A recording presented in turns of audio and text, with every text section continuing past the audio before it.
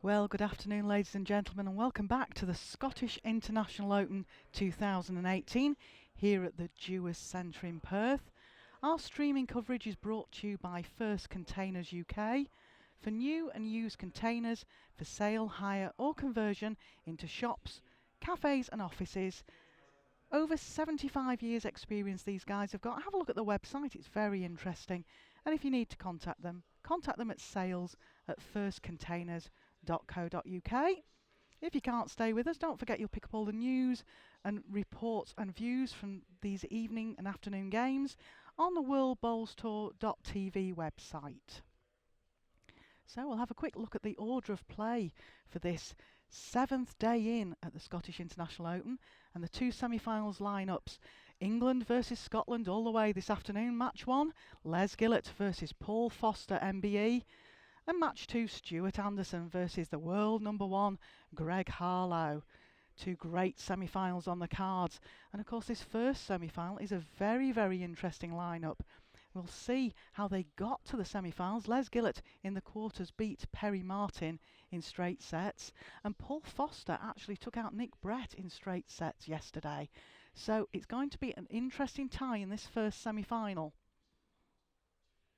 We'll have a quick look at the stats for these two players, and again, very interesting. They've played 5 times before in the WBT. Paul Foster is 4-1 up.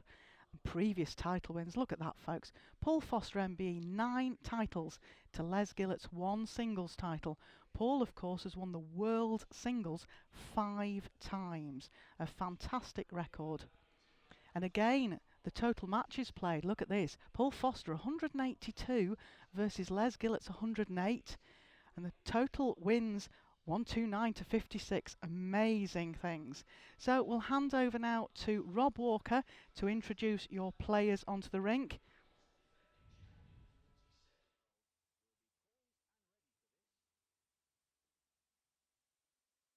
Well, ladies and gentlemen, he has been in the sport for decades. 2017 World Pairs Champion, making his first appearance in a Scottish International Open semi-final.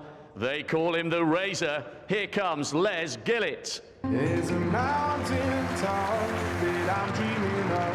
If you need me, you know where I'll be riding shotgun underneath the hot sun, feeling like someone.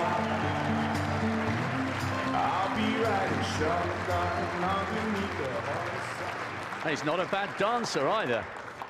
So that's Les. What about Paul Foster? One of the all-time greats, has the MBE as well. This is his route to the semi-finals. He made pretty short work of 2-time winner Nicky Brett yesterday. 45 years of age, arguably approaching his peak. Well, ladies and gentlemen, please welcome the reigning Commonwealth Games fours champion, 5 times a world indoor champion, twice a winner of this one. He has the eye of the tiger, Scotland's Paul Foster. Well, here he comes, Paul Foster, 5 times world champion. Can he go into the final tomorrow? I'd like to now hand over to the BBC commentary team. Enjoy your game.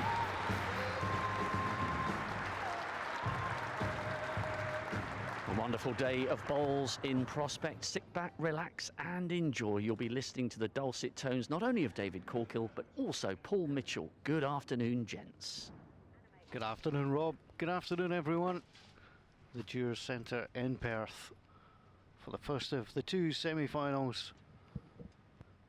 And all 4 players have played well to get to this stage, so it's a chance to show off their skills once more. Not a seat to be had in the arena. And Les Gillett will get us underway.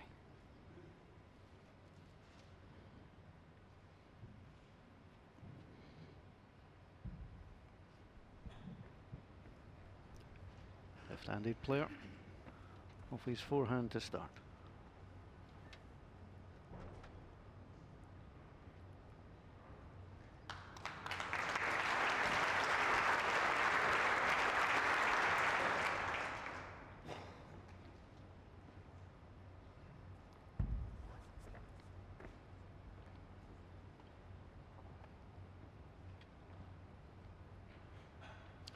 Foster, lead ball off the backhand. Probably play the backhand in the opposite direction as well.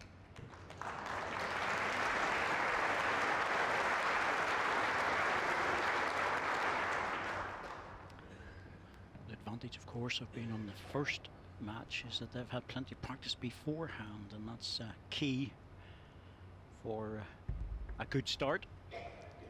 The next time what will happen is that they're going to be waiting for this match to finish, and they'll only get 2 trial ends, so it's a little bit different. That's all.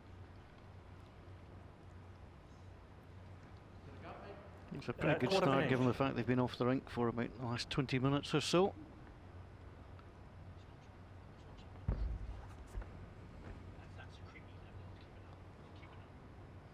Little grimace from Paul Foster.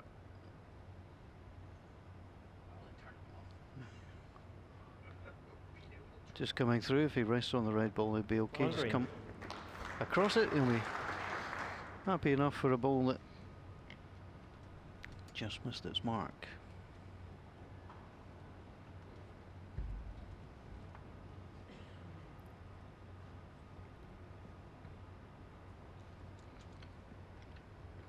Change of hand, looking to use his own.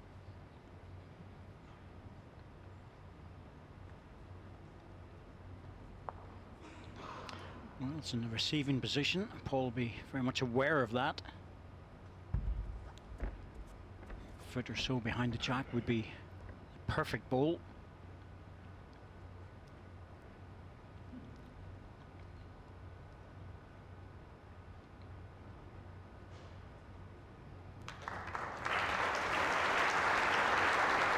No, that's not bad. Green. Pretty much where he would have wanted it.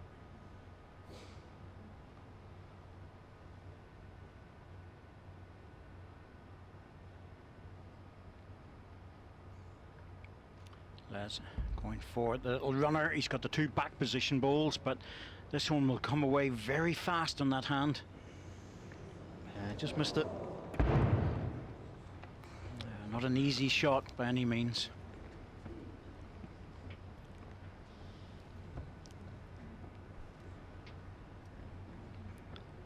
Yeah, the danger was if you missed it, the opponent has another chance.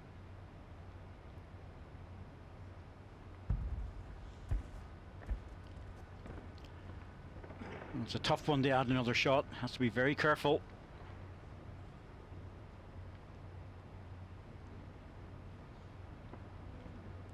And he comes. That's brilliant. That'll do nicely. 3 shots, Paul Foster. 8 inches, maybe 10 inches away with 1 red ball, and he loses a 3 inside it on the first end. Wow. Well, he did say in his interview he was going to try his socks off, and he's going to have to. Paul Foster usually brings the mat up the rink. Jack length 26.5 metres. Lost the opening end of his quarter-final first set against Nicky Brett, and that was the only time he was behind in the first set. Happened to do it again in the second. Again, it was the only time he was behind.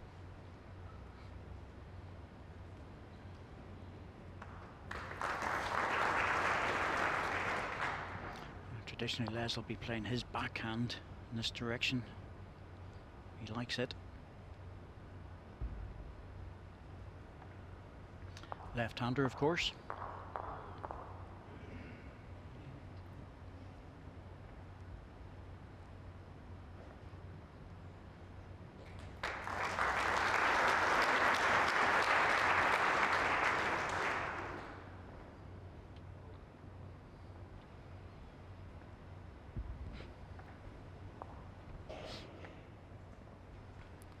So we've been doing this all week. Your chance to get in touch with us via Twitter with the hashtag AskCorky.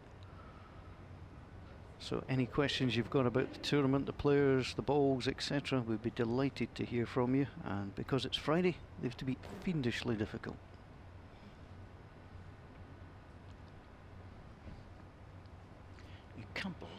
pleasure he took from that. All He I've gotta- really did. All I've got to do is ask. It's great. Fiendishly. Fiendishly. It's a great word for a Friday. It is. Just dropping a bit short with this one. One red. It's 3 foot short of jack high.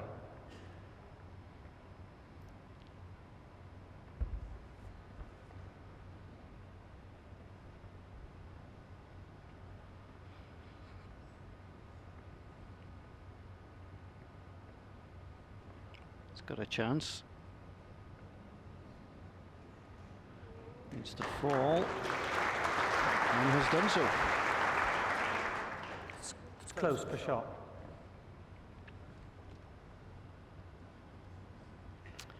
All right. Les likes the backhand so much he'll probably stick with it, although a lot of people would change to the other side. Just to rest the green ball and drop in.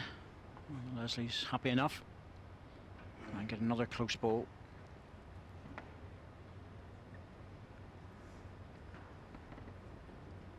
Almost as short as his last. Paul Foster will have a look. Doesn't really change his shot whether he's lying or not. Well, it doesn't. Mainly because, well, he could play the forehand, turn the jack into the green ball, but on rest the red, that's like 2 or 3 chances there. But it's just hard to get back with a little bit of weight, so he's staying on the backhand.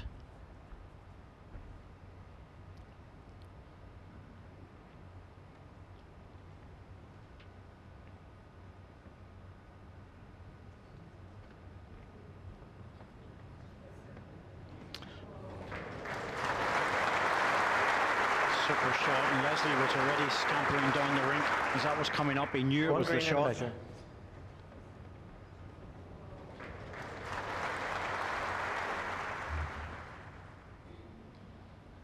Now there is a plant shot available to Les if he wants to play weight to this, or he can still just draw away at it.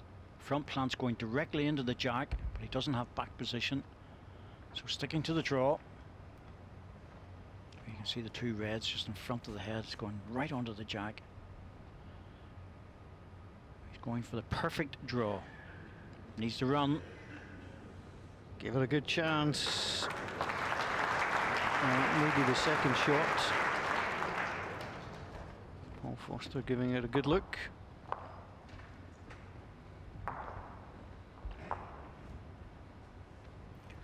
One shot, Paul Just the Foster. one.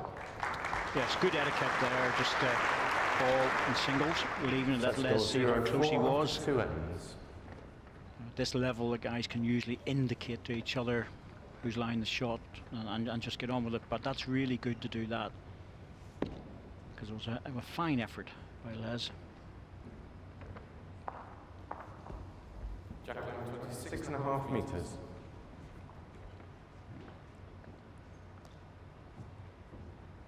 A couple of people making their way up to their seats, so Paul Foster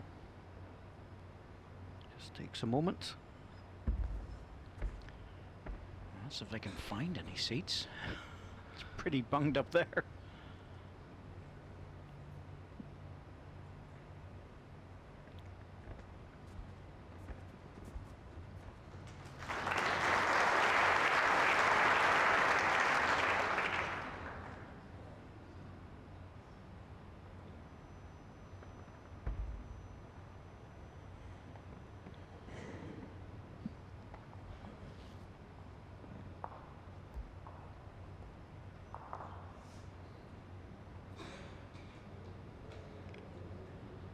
Not a bad effort.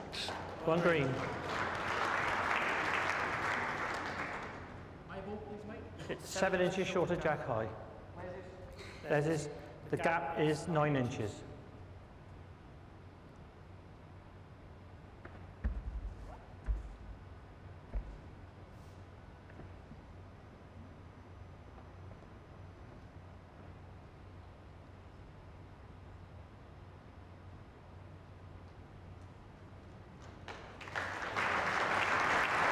Two green.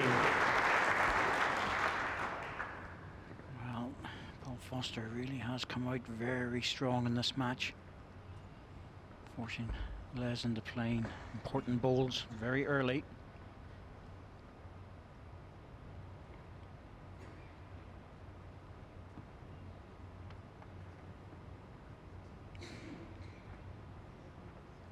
Just behind.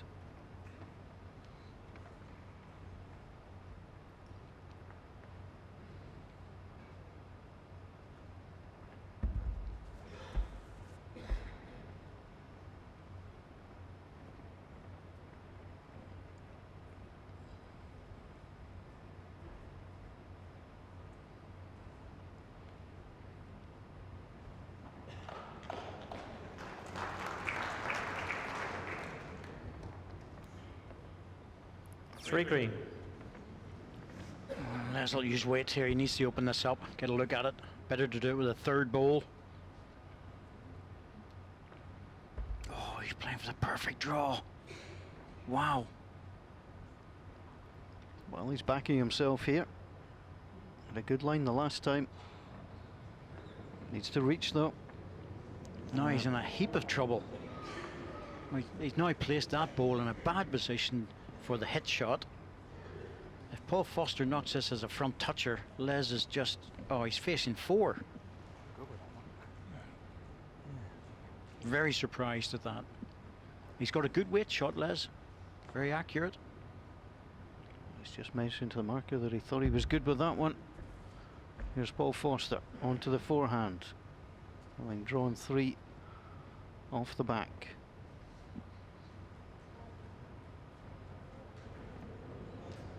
Paul Foster comes in. Never tires of drawing shots, Paul Foster. That's a magnificent end.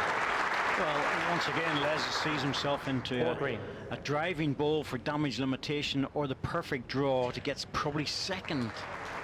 If he misses by a foot, he loses 4 shots. Well, this is massive. Oh, he's on the backhand. He must be trying to draw it. Well, it's only the third end of this semi-final, the opening set, but already you feel this is a big, big ball. Here he comes, fighting to get back. Needs a little touch off his own to kick back. Well, that helped. Certainly Very chopped good off ball. the fourth. Yeah, it was a really good ball, Right. I have to say. 2 and a measure, signs of it.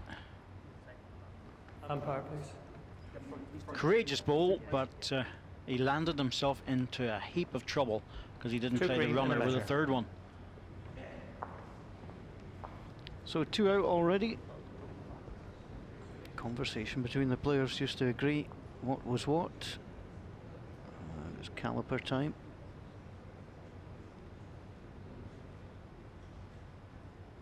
Okay, so the guys will chat away, there's no doubt about that. So some players don't, but it's rare. Most of the guys would chat away during a match. Is the ability to switch back into match mode almost. That's what these guys have. They can have the little conversation, but the second they go on that mat, Yes, you must be able to keep a certain level of concentration and then up it at the right moment. 3 shots, Paul Foster. that was a good shot from Les Gillett. Knocked off. 7-3. Only one. And he's out the gate like a greyhound. 7-0.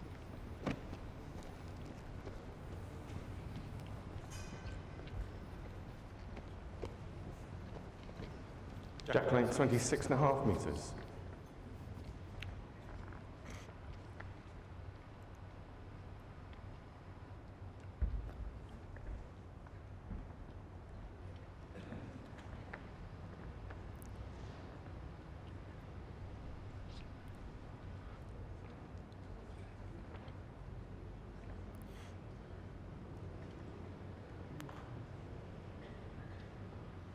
Stuart Anderson with his fiancée. Claire Warwick just having a little discussion. She's probably telling him just exactly how to play. Why not? All advice is welcome.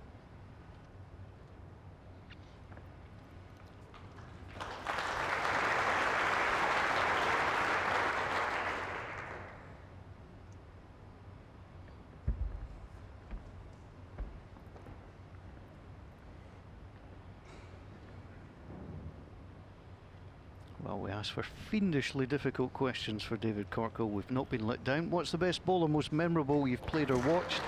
Mine says Tudor Hastings Tati's last ball against England at the 2014 Commonwealth semi-final. That was a memorable one.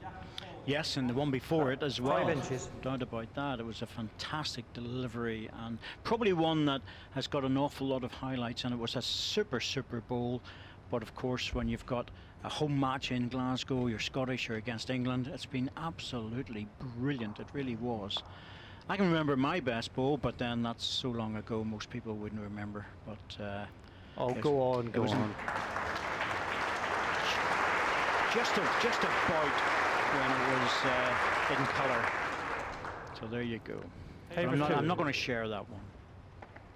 Two great bowls from Les Gillett. A great question. Graham Hume, thank you for getting in touch. You can get in touch with us with a hashtag #AskCorky on Twitter. Paul Foster will have a little run at this, see if he can disturb things. Oh, he got a touch off the front one, but it hasn't really helped him because the touch of ball stayed with the jack.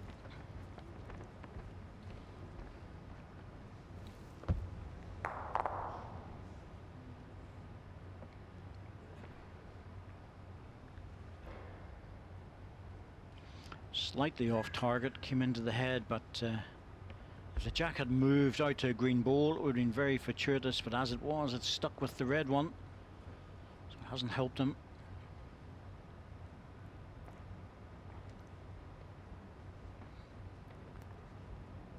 Yes, number 2. Red.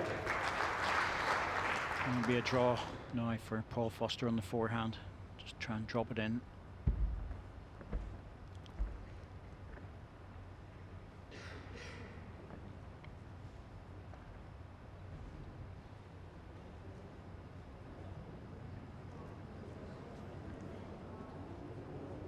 One red.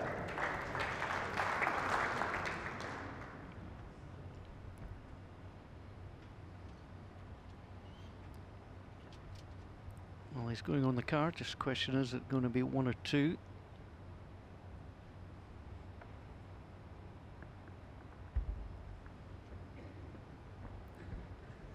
Off the forehand.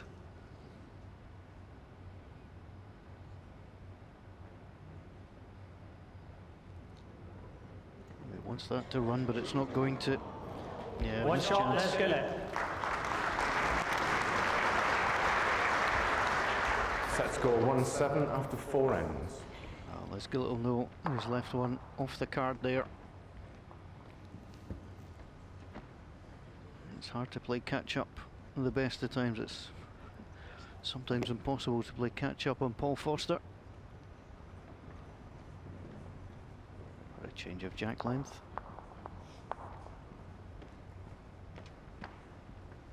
Just seems to get Jack length better as 29 and a tournaments go half on. meters. Paul Foster relishes playing in front of the big crowd.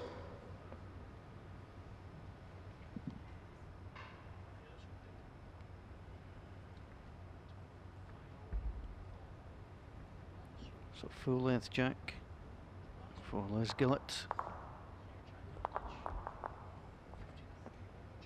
Changed his job recently. Really enjoying life as a result of that.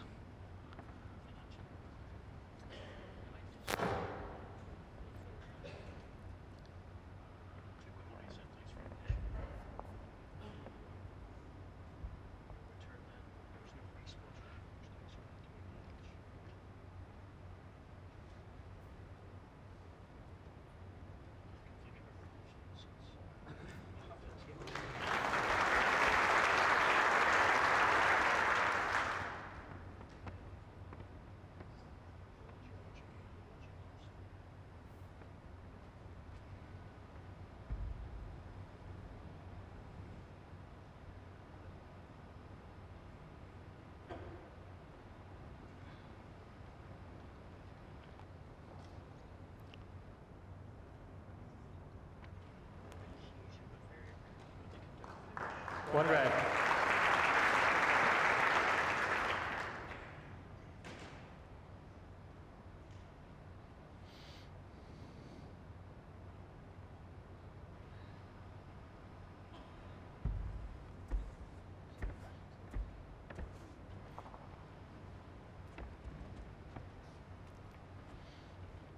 Oh, Paul just need to hang on to that line a bit longer. It's very, very close for it. Needs the jack clean, not the edge. Just got it on the edge, and that's just pushed it closer to the red. 1 red. Les has got a chance now. They had another.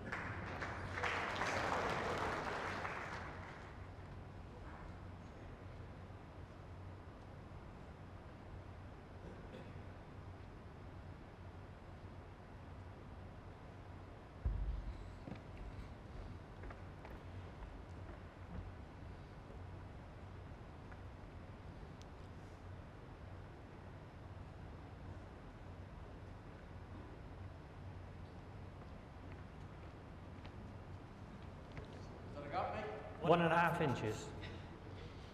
Paul Foster just checking if there is a gap between the jack and the ball, because from where he's looking, it's virtually impossible to tell.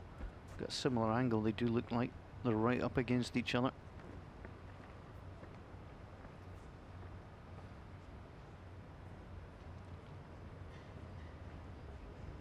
Working hard to get back, but not hard enough. Oh, it hasn't fallen in the best position because Les can rest that for a double, but if Les misses, Paul could play slightly over the weight, use the ball to get back.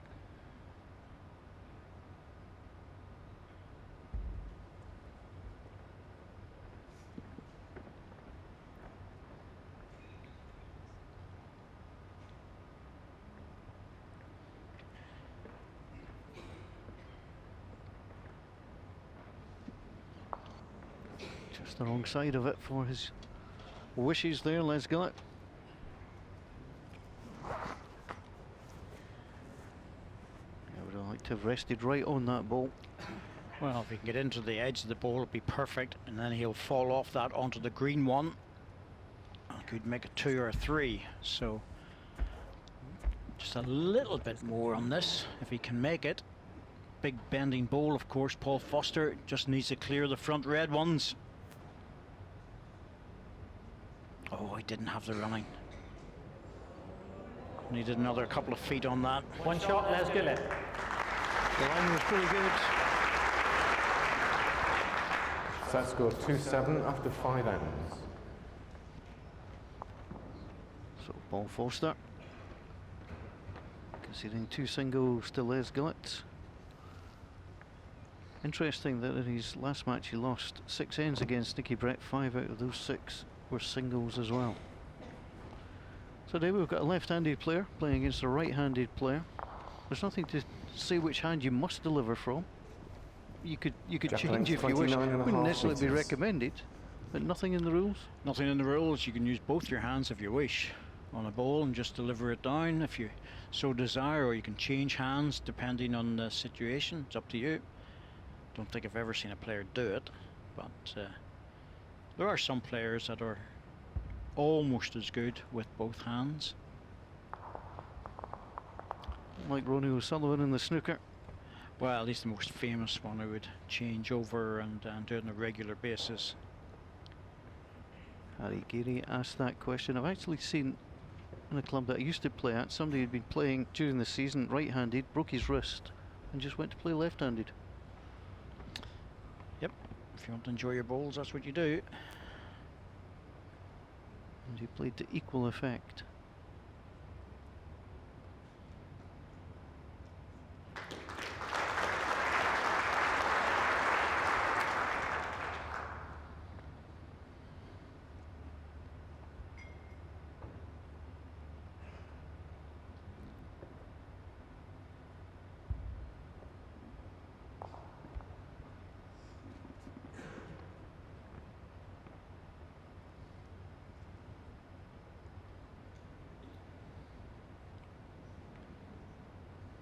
Lovely angle of the draw. And he comes. 1 red.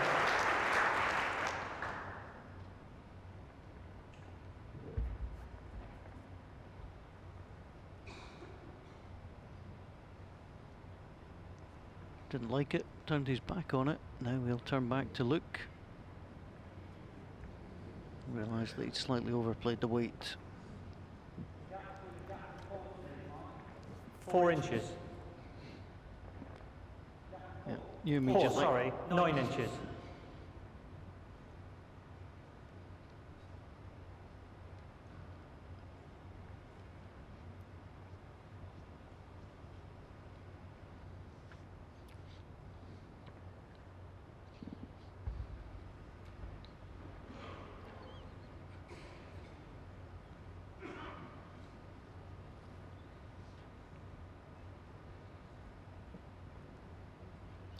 Big swinging hand for Les, the left hand on his backhand, but just didn't push through at that time. Even if he had arrived with another metre or so, he would have come into a good position. Paul, slap there, he realises he's pushed through this. Yep. Didn't make the correction, and he knew it out of the hand.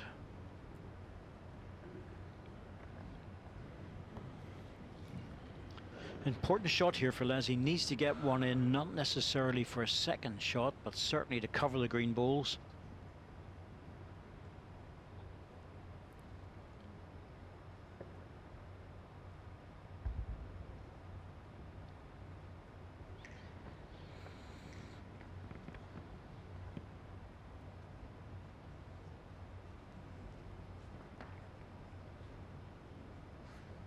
Oh, he's not making it. Paul Foster might just decide to have a little go here for the trail of the jack. I think he used a timeout here, David. This is certainly worth a look. This could effectively kill the set.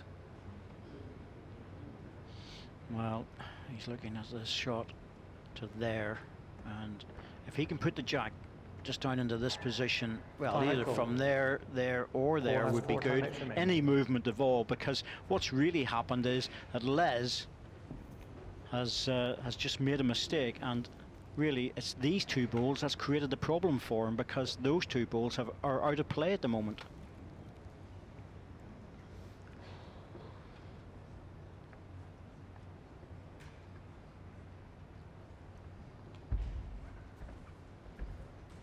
Now his reaction indicates a level of interest. Oh, has he got the weight to carry it? The line's good, but he's starting to say run. I don't think he's pushed through it. That was the problem. He needed another yard or so of weight. One shot, let's kill it. Well, you can see the reaction in Paul Foster's face there. That was a Set missed score chance. 3-7 after 6 ends. Jack pulled her back there, Paul, and the set was over. No doubt. Arguably, David, a loose end from both. Les failing to come in and get another shot, which presented Paul with a chance. Paul a couple of balls through.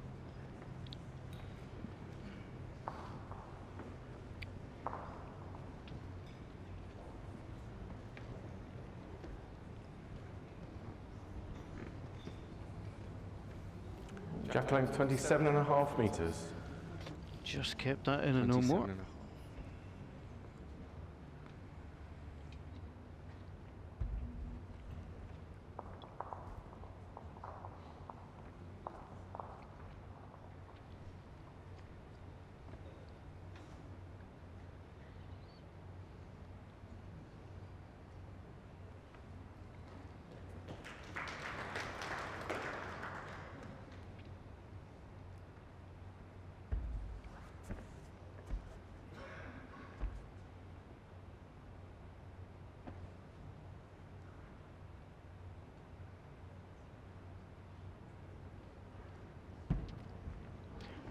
I think both players realised that they were a bit short with those two bowls.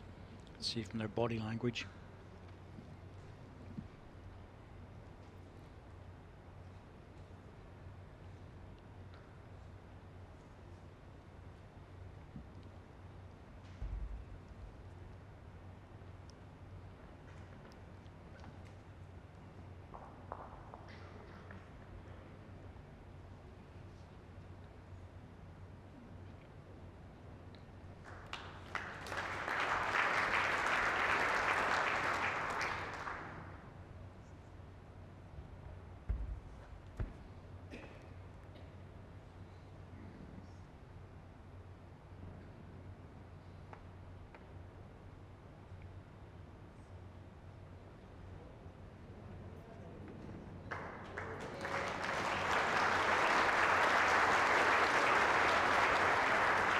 1 green. Your ball, the gap is now 6 inches. Paul's, the gap is 4.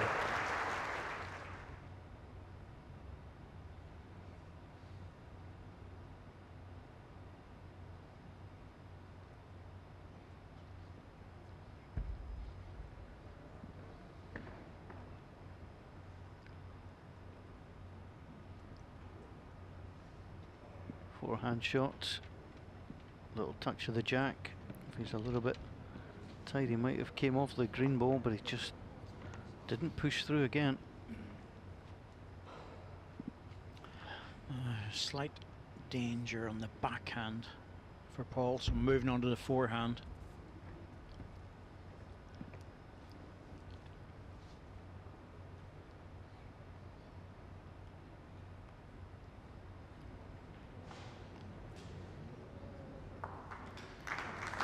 Much safer way to play it. 1 green.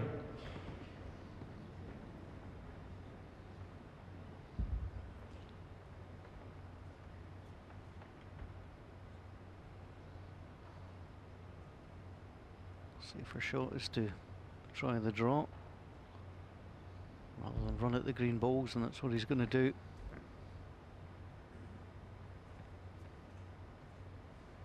Needs to have added the weight. It's just clearing the front ones, and that's a struggle. Just needs to clear those. Oh, another foot or so needed. Important end for Les Gillett. When you're on the 7th end of a 9-end set and you're behind, you really need to get the shot. Now he'll be chasing the game. The last 2 ends just forces you into playing all sorts of shots that you don't really want to play.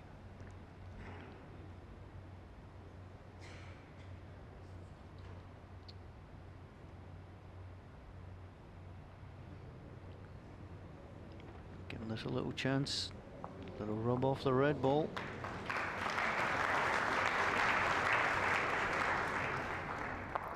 One shot, Paul Foster. Sets go 3-8 after 7 end. Just wanted to move the green ball up, was unable to do so.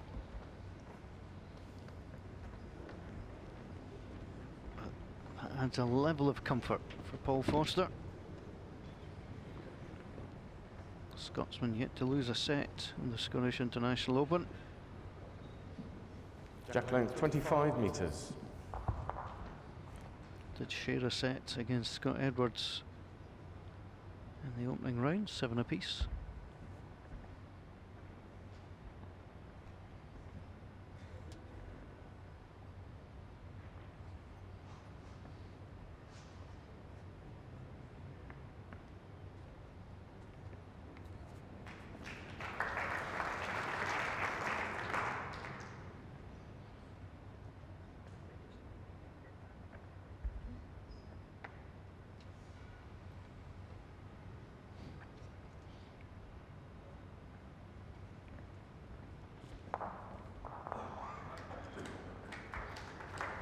It's well played.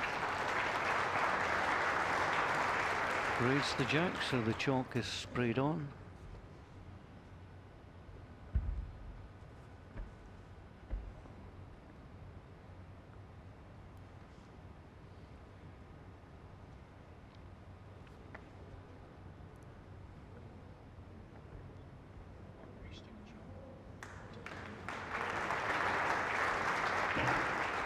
One green.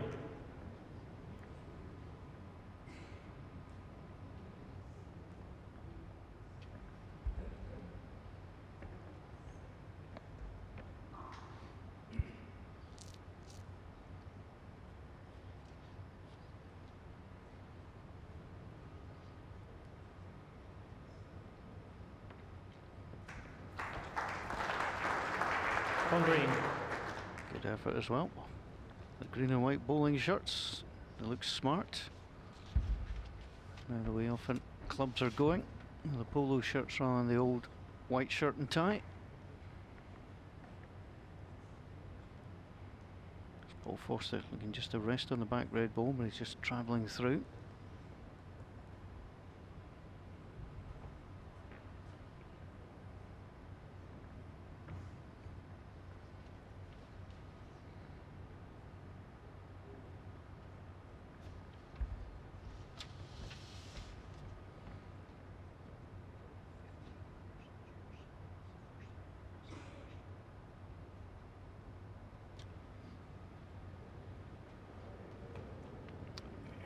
Oh, he's got the slide. That was perfect.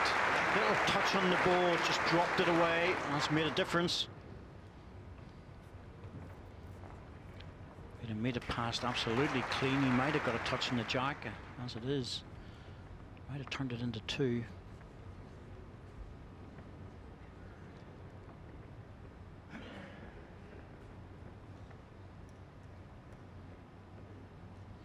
Paul Foster looking to run into this bit of weight. It's damage limitation. That's not what he wanted. No better off, and the problem is with taking that ball out, it's just made it so much easier for Les to add another at a key moment. Well, if Les draws in here for a third, there'll only be 2 down going into the last.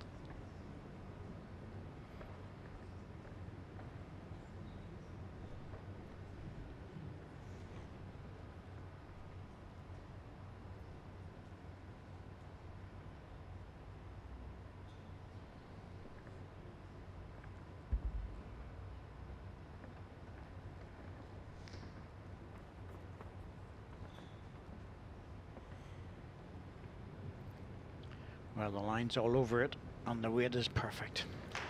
3 shots, let's get it. Didn't throw in the towel though, Paul Forster. It threw down the mats. Set score 6-8 after 8 ends. So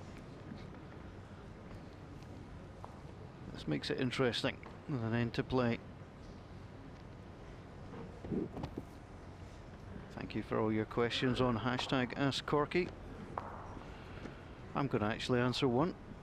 Drew Allinson, what is the audience capacity at the Jurors Centre? I can answer that as 370 is the capacity, and there's not a seat to be had Jackie, today. 27 metres. If you've got any other questions, hashtag #AskCorky. We'll get a few of these away this afternoon.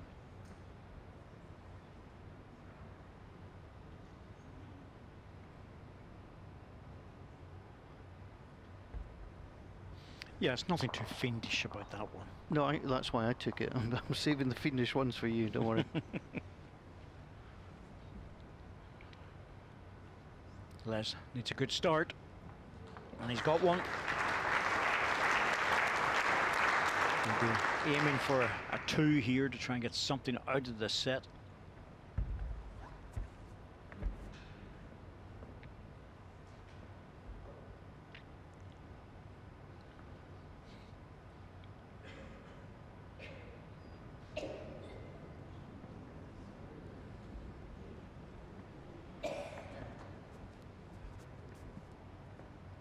Just losing his weight slightly, Paul Foster. A little scratch of the head.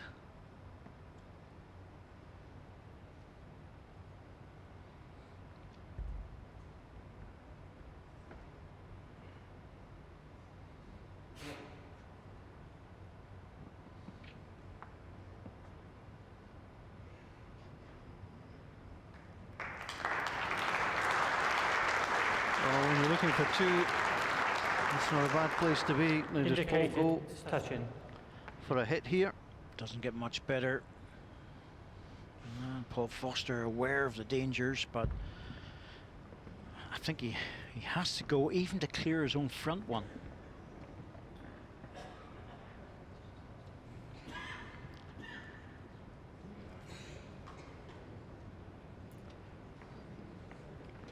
Timeout call. Paul has 3 timeouts remaining. Well, Paul Foster will be looking to get a hit in here to the jack. Now, on the respots, if the jack was to go off to one side, it's over here. And that's certainly worth thinking about. The other respot is over here.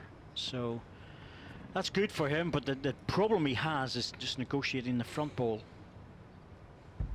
Oh, he's just drawing. Yeah, I can see why, because of the front ball, but it's a tough one, this.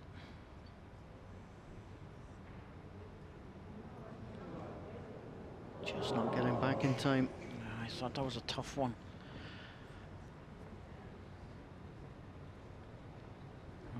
Les has got a different problem now. He might have to think about, do I go drop another one in and cover the jack, which would be ideal. Centre rink a foot short. Yeah, he'll have to Timeout use a call. timeout as well. Les has 4 timeouts remaining. It's the first that he's used. Well, I think he'll want to draw another shot just to give himself a set light. Well, if he is going to get another shot, he has to get centre rink. He cannot afford to be even slightly offline.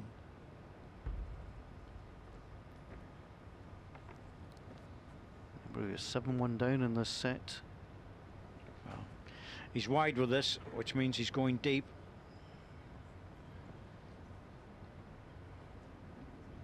That was quite deliberate.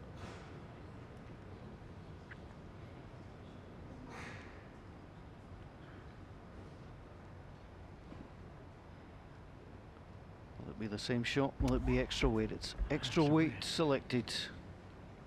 Thought he would have played this with a second. He's got it. Oh, he's got one. That's all he needs.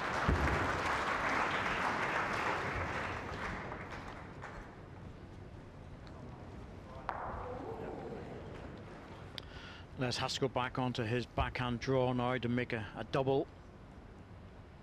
He wants to be line 2 shots.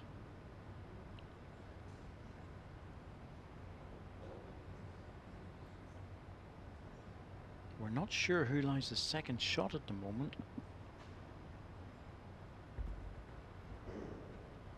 I think Paul Foster just has it, although nothing close.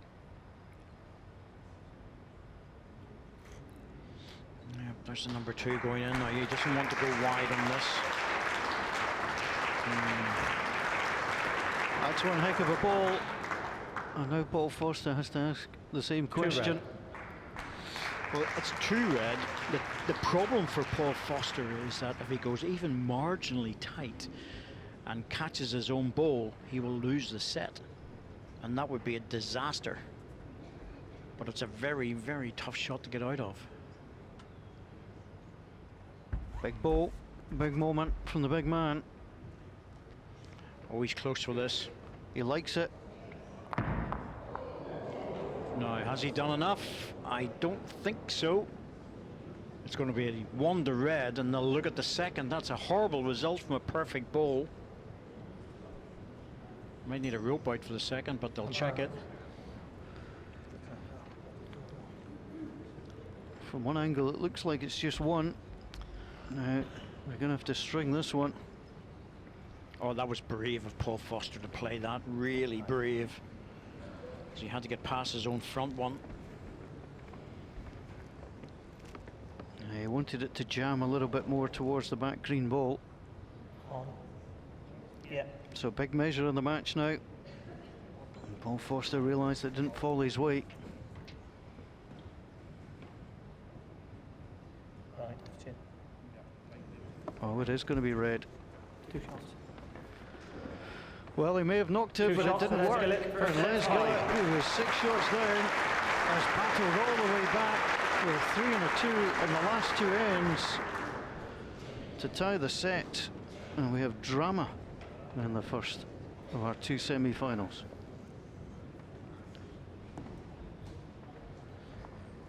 And that is a big, big result for Les Gillett, because Paul Foster was playing so well.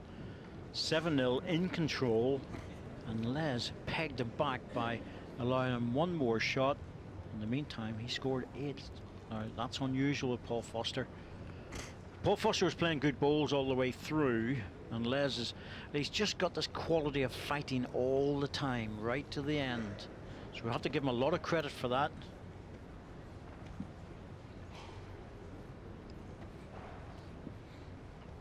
So we've got one player who's very relieved, Jack and Knight, another player who's 26 very metres. disappointed. Always starts quickly. Paul Foster came out the blocks well.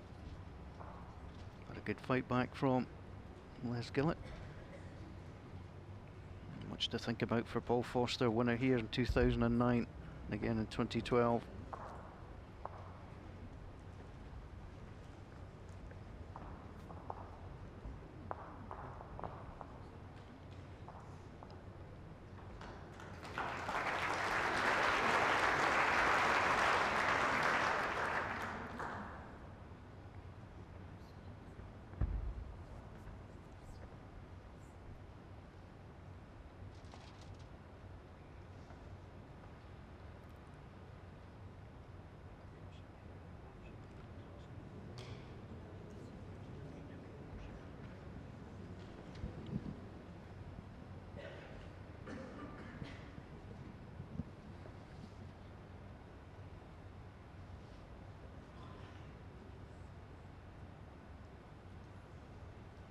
2 semi-finals in the last 10 World Bowls Tour singles events. The International Open and the Worlds in 2017. But Les Gillett looking to get to his first singles final on the World Bowls Tour since 2003. 1 red.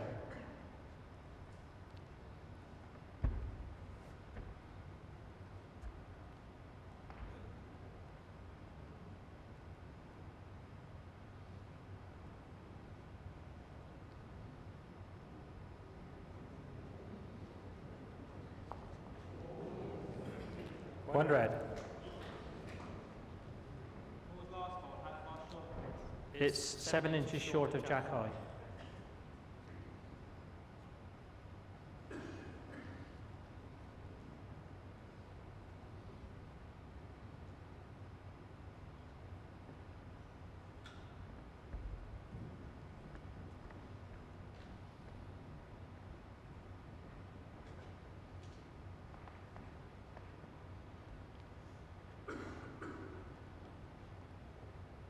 Played this well. Round he comes. And it's a beauty to get round a short ball. 2 red. Paul Foster just looking at the monitor, weighing up his options. He might decide to go for this. The risk, of course, is taking his own ball out. But he could open it up. He has the last ball. Whips it away quickly. Got the front red one, cleared it out. That's a perfect result for him. Cleared everything. Good aggressive shot by Paul Foster. 2 green. 2 down to 2 up. Big turnover. It was interesting watching him on the mat. I mean, there's a shot clock in operation, but that didn't bother him. Just let it count down. And then when he decided on the shot, very quickly to the mat and gone. Timeout. Timeout call. Oh, I'm surprised that Les taking time out. He had another 12, 14 seconds to go there. But just getting himself ready. He slowed down a lot over the last 2 seasons, Les. Just taking his time now on the mat. Likes to give himself 15, 17 seconds.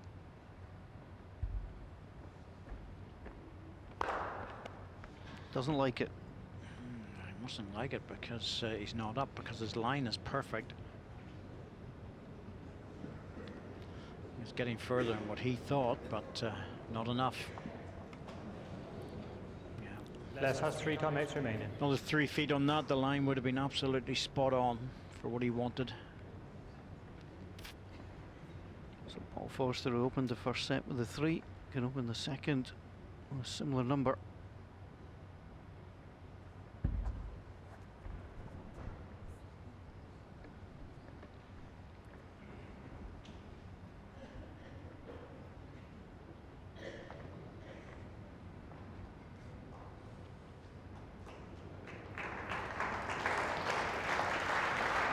That'll do the job. 3 shots, Paul Foster.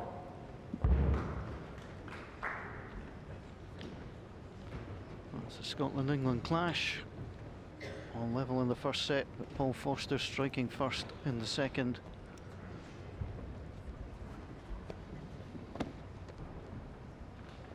Again, it's always of an interest when he brings the mat up.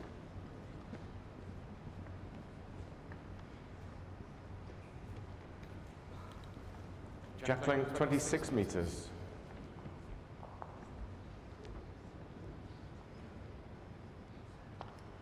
Full house here, and some bowlers are touring around, going to different clubs as well. It's good to see them.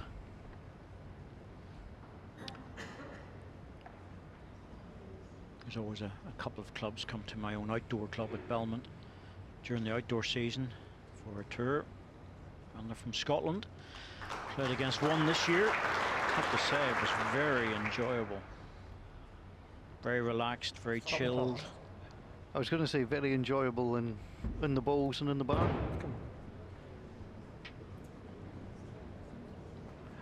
I think somebody came down the staircase a little bit rapidly.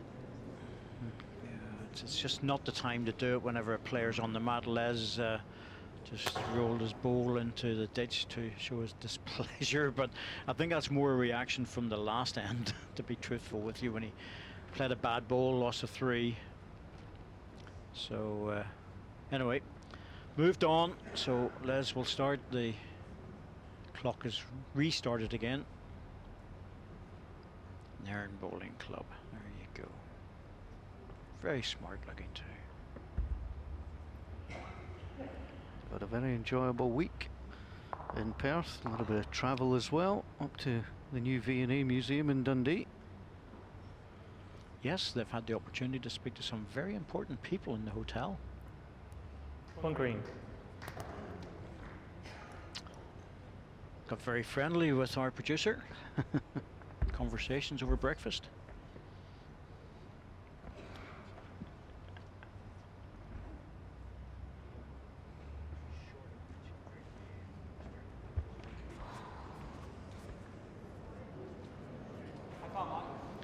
Just a little Gap bit is short 2.5 again. feet.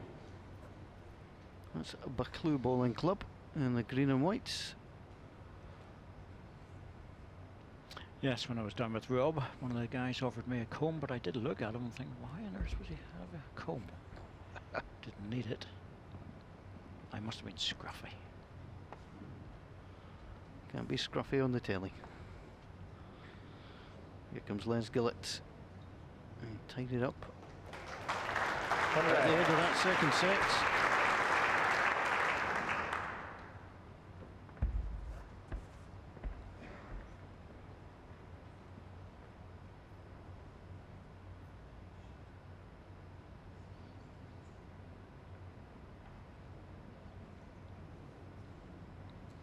Comes round again. It was a good second. Both players making corrections with every ball.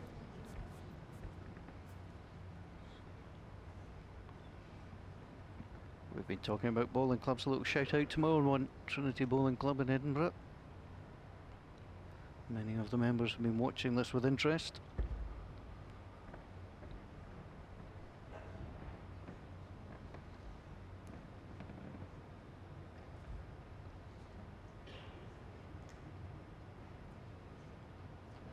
Not far away again. And it's got the rhythm back. It may not be another shot. It's just at 1 point. 2.5 inches.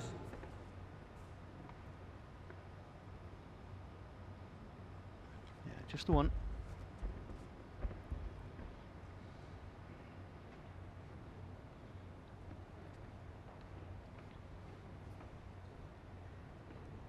Has to have perfect weight to get back.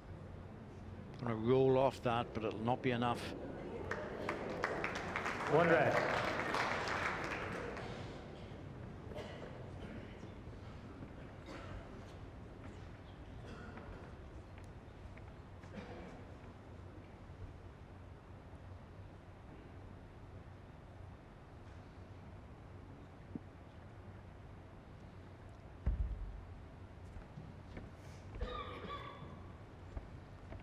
Needs to be canny here.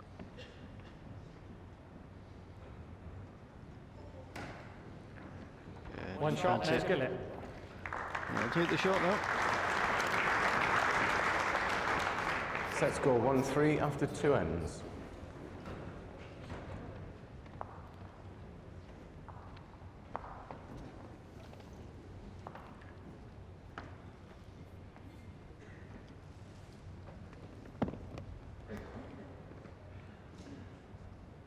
These two have met regularly over the years, not all that often. World Bowls Tour events, just a couple of times in the last 10, 11 years. Last time at the World 2017 semi-final stage. Paul Foster taking the first set 11-4. Second set was tied at 5 apiece.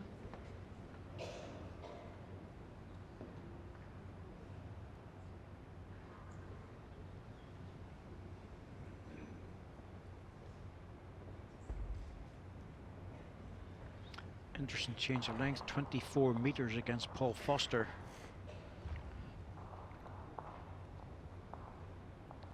It's the length of Paul Foster really enjoys most of the time.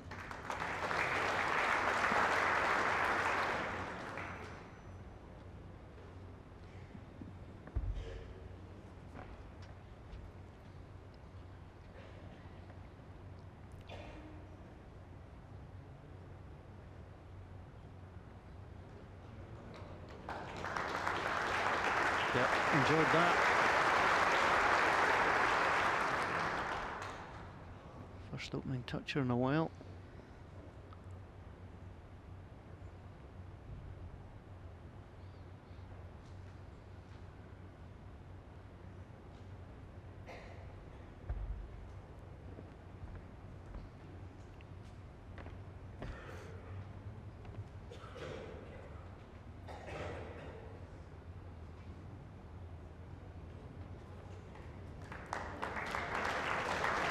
That's how to answer it.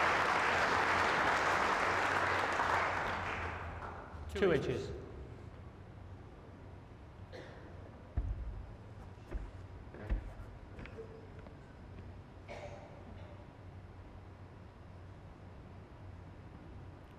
Likes this one, he's watching it all the way. Finding it hard to come round. Paul Foster. 1 red. It's finished in a good place, but best Les can do with this is really just to go deep on it, and if Paul attacks, at least he's got one waiting.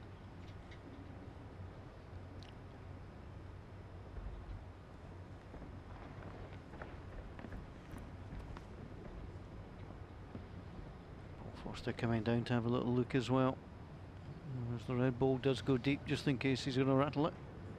I must admit that's a bit further than what I thought. Well, there's deep and there's deep. Well, he's covered both the respots. Paul Foster 2 balls to come, so it's worth hitting with this one and then get the recovery. If he hits it perfect, he could actually push the red ball through a gap.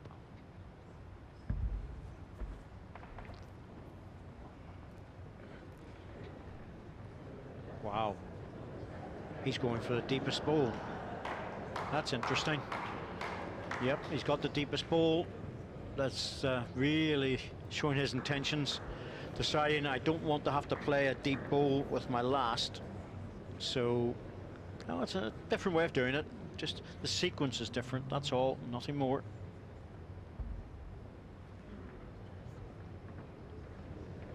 You're also partly dictating the shot your opponent has to play as well.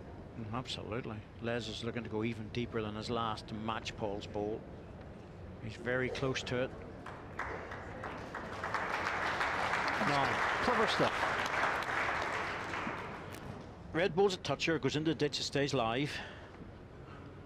I think if Paul gets this absolutely right, he could actually just punch it through a gap. That would make all those back balls redundant. Interestingly, if he gets it wrong, the respot might not be too clever against him. Let's see what he does. Oh, he's playing controlled weight. Has he got enough? I'm not sure he's got enough weight to hold it.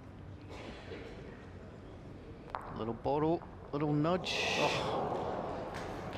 1 shot, let's kill it. Wasn't worth it in the end. Interesting stuff, though. You can see what he wanted to do.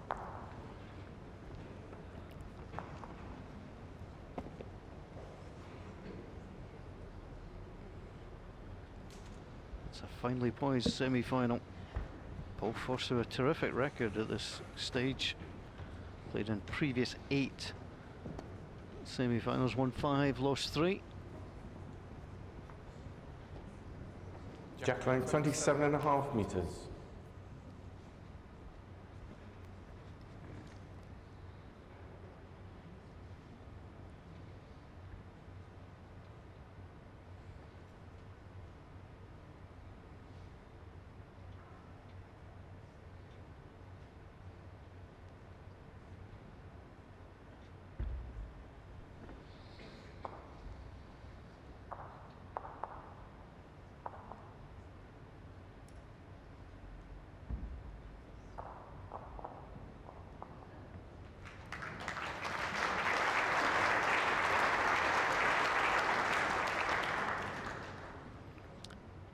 His local Institute Bowling Club, a Perth club.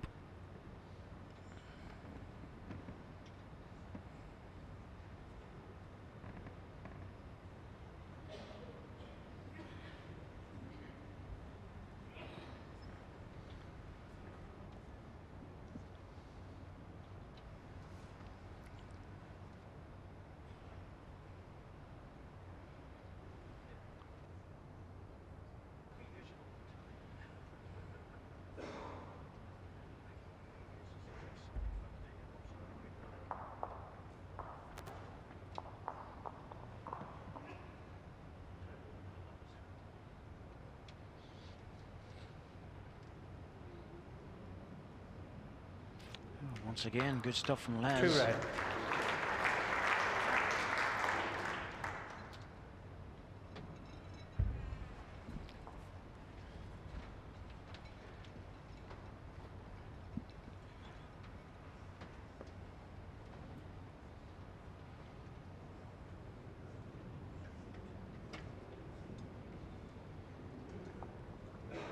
Just running through again.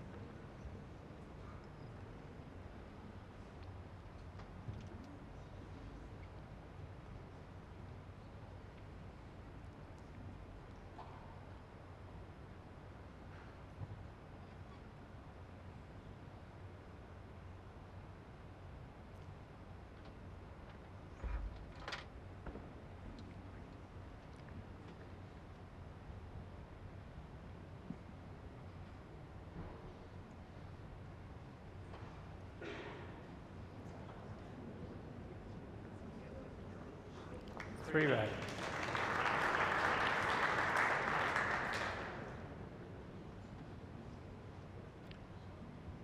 There we are, the Gildy girls on tour on their various styles of t-shirt. Like I said, a lot of bowling tours go on. Now Paul Foster, can you stop in time for the jack? Wants to fall down and has done so.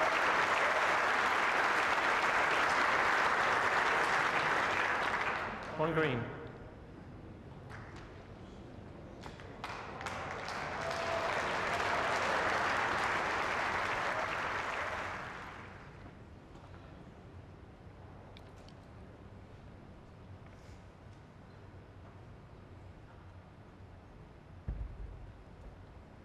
Les inside line, looking to get the ball. That will whip away.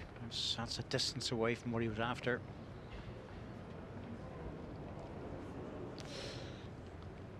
Now then, little trail on this would be interesting.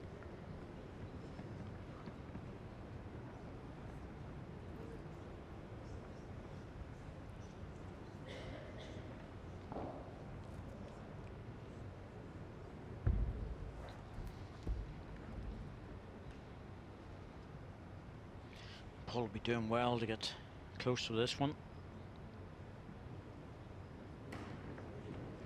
Yeah, played it the weight to try and come through and push it, and it was a One difficult one. shot, Paul Foster.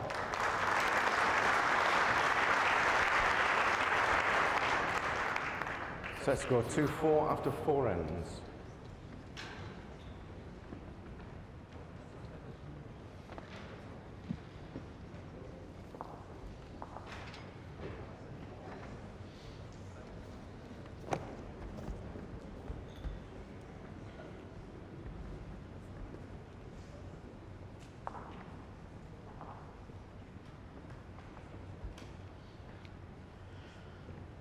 Bowlers are often very quick when they kick the balls back and reset Jack Lang, themselves for the 26 next end, metres. so it's not much time for people to get in and out of the arena.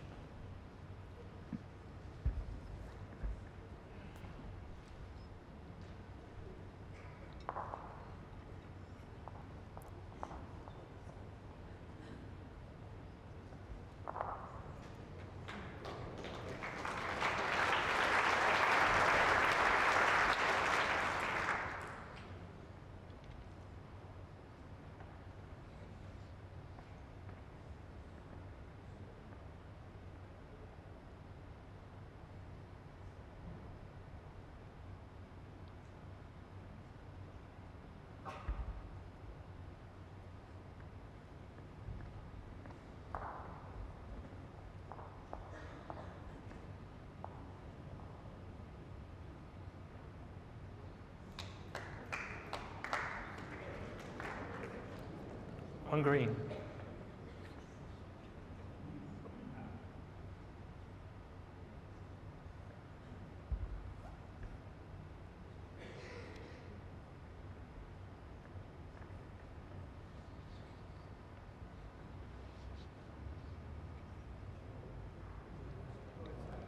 It's well played again, just wants to run it out, to sneak in Two front. green.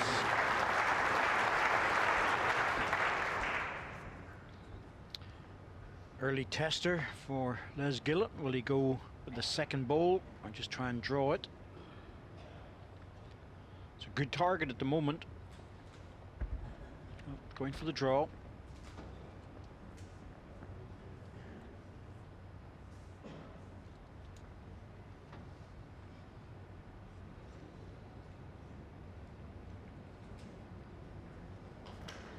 Oh, he played that well. One red. Really good ball.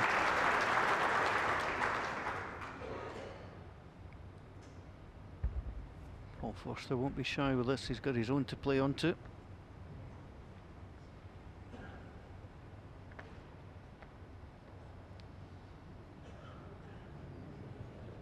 Well, even better would be the red ball. Oh, how about that? That's a brilliant reply. A lot of people would have been running down there to touch the green balls over, but Paul One green. Foster made it a clean draw.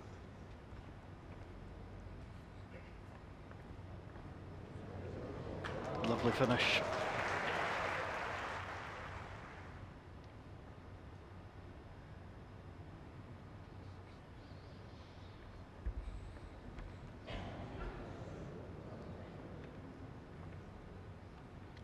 He looks slightly under it. He is under, it just depends on what he gets.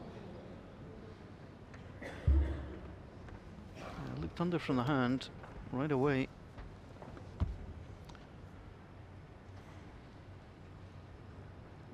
No back position now for Paul Foster. He needs one probably a metre, maybe 2 metres behind the jack.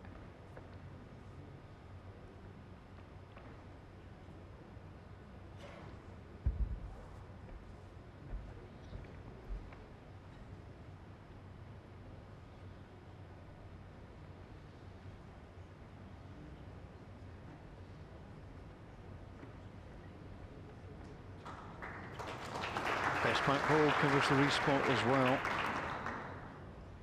Yes, a clever ball. Les would really like to get the jack all the way back straight, because into the ditch it's worth 2 or 3 to him.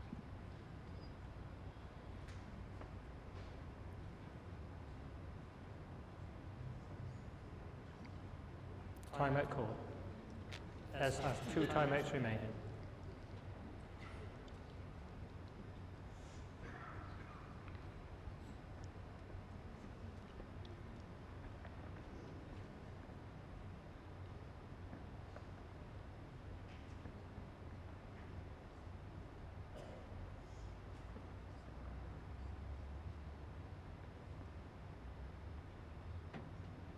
Play through it, hope to get the right connection.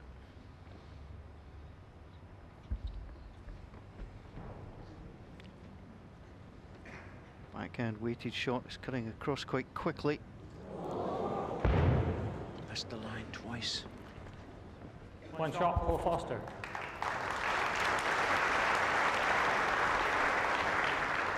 Set score 2-5 after 5 ends.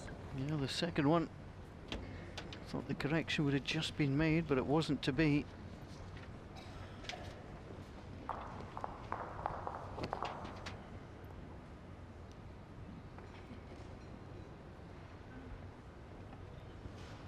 Jack line 26 metres.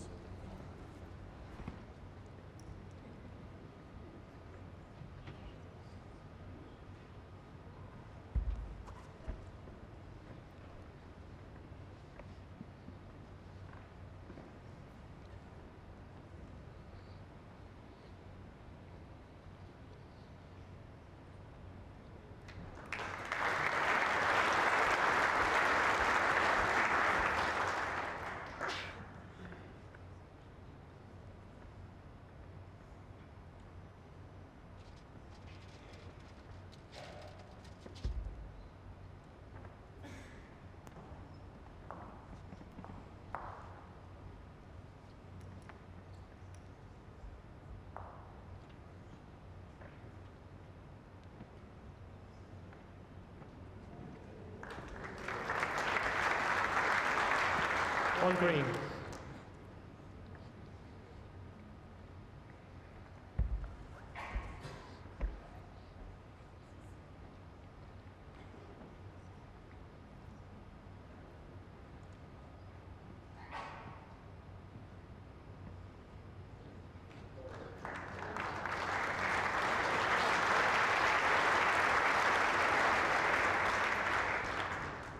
Two green. It's touching. Touching, so a little touch on the front edge of the ball. The jack will bounce across. Oh, Les, that's a very narrow line you're trying here. Yeah, you almost try to steer that one in, and it's a difficult line to pick out.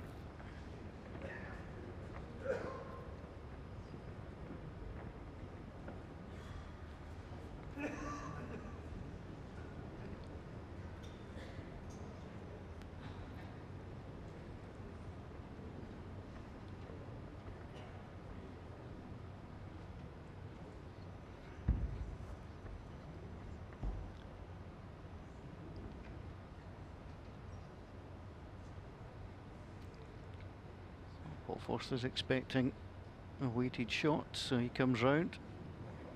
That's how to take charge of the respot. Well, that's going to challenge the umpires if it needs to be put in.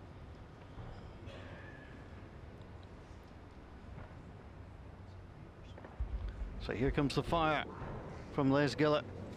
May take his own out. I think he realised there was always that danger. The jack goes, you know, it goes on the side. Here's point from there to the centre. Yeah. Yeah, they're just having a little chat about what happens. Without touching it, in line with the other spot. Right, okay. So the respot would be right, as we see it, to the right hand side of Paul Foster's ball, directly in line with the other respot.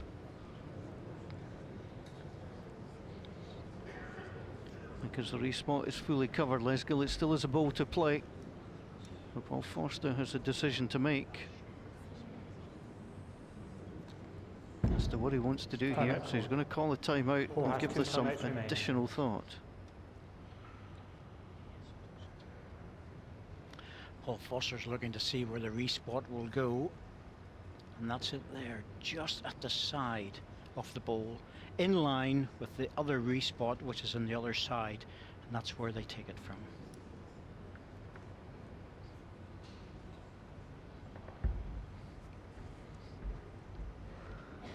So Paul Foster just deciding that on the respot he's got it covered, so why worry, just try and block it if he can, but score another shot. And that's not bad. 4 green. Certainly blocked it on one side. Now this is effectively a set and match lie. It's going to be very hard for Les to get back if he loses 4 shots here, so he's probably going to have to, well, he needs to score as well. 2 shots is almost a set lie too. If he gets it absolutely right, he could spring it across to the red ball. Well, he's going to cut down. Well, I can't blame him playing this. 5 shots down, as you've always got a chance. That's a real good effort. Yeah, played the percentage there to keep himself in the set.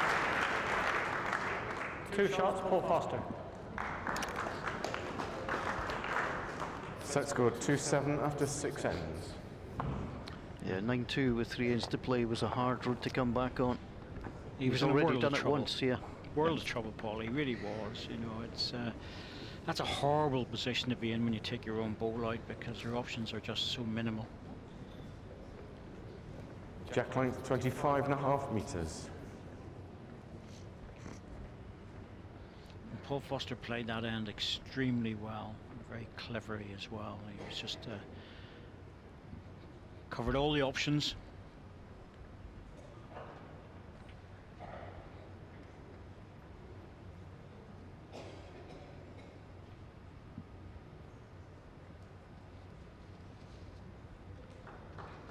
It's been a semi-final full of intrigue.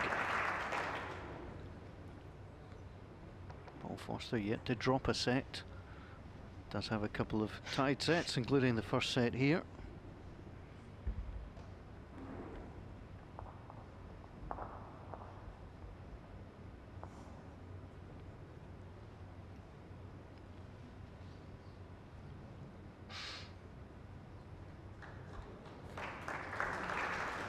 One red. Paul Foster held a 5-shot lead with 2 ends to play in the opening set. He has a 5-shot lead with 3 ends to play.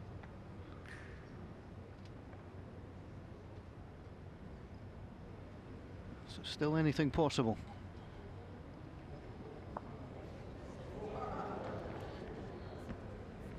Well, Paul Foster let that go, and he just looked up to the heavens. He knew he was a ball wide, or just even half a ball wide. That's how well he's playing. But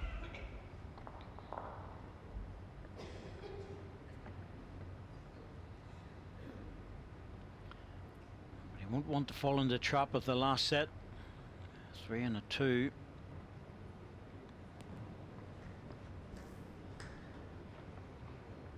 I think it's just the one red.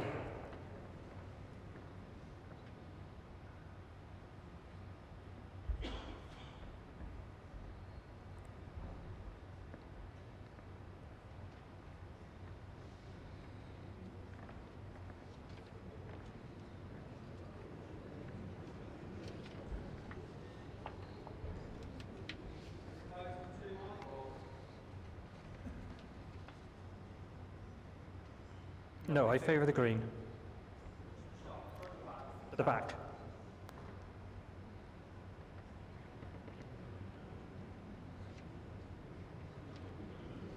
Well, this is going to have to take a time out here, because he's wandering down with a handful of seconds to go. Needs to remember to take the time out as well. He's looking at the clock. There we go. Timeout call. You don't make that mistake. No, a little bit of drama. Les has 1 timeout remaining. Got it down to a second or something, and that was good enough. May as well take the full minute that you get and take the 30 seconds all the way.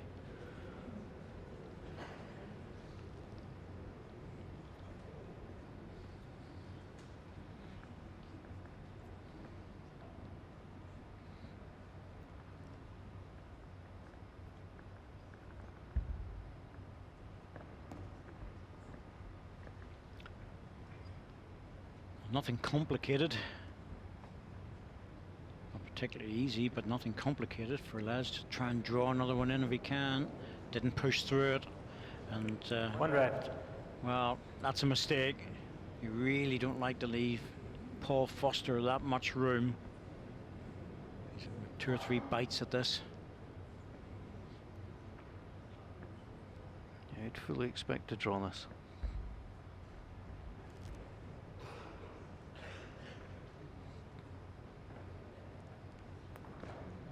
He doesn't like it either. He thinks he's heavy. Turned his back. And that makes Les bowl the last one. A real missed opportunity. Has to make a double here.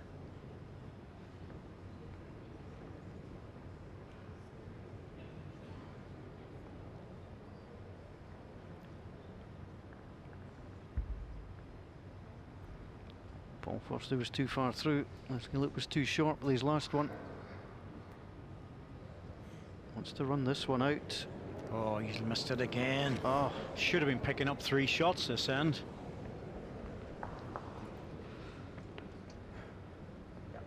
oh, Paul Foster will feel he got away with that there.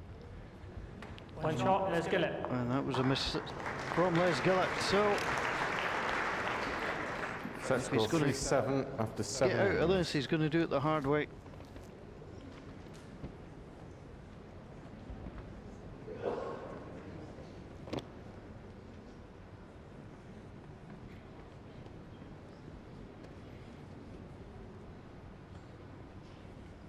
Paul Foster wins this end, it's all over. Jack leg Gillett needs 27 to and a score. half metres. Paul Foster has the advantage of the last ball. It's fascinating stuff.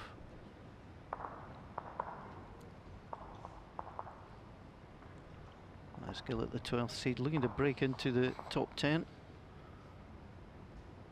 Performance in Scotland will have helped him.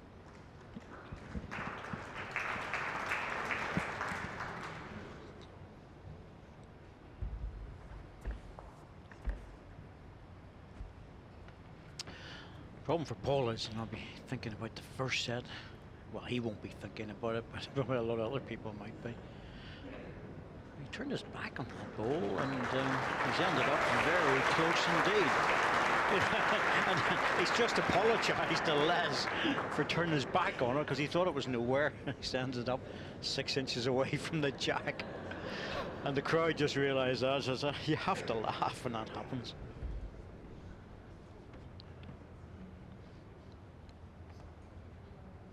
Paul Foster having a little word with himself.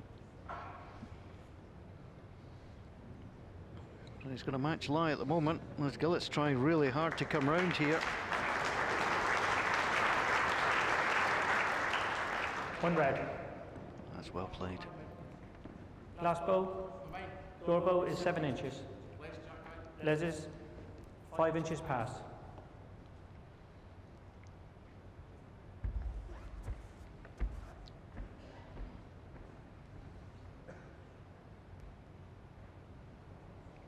He's trying to force it up. Like the line, didn't like the weight. Just lost at the last end and a half, Paul Foster, and he's still in a good position. Les has to add another here, and if he touches the jack the wrong way, it'll not be too good for him.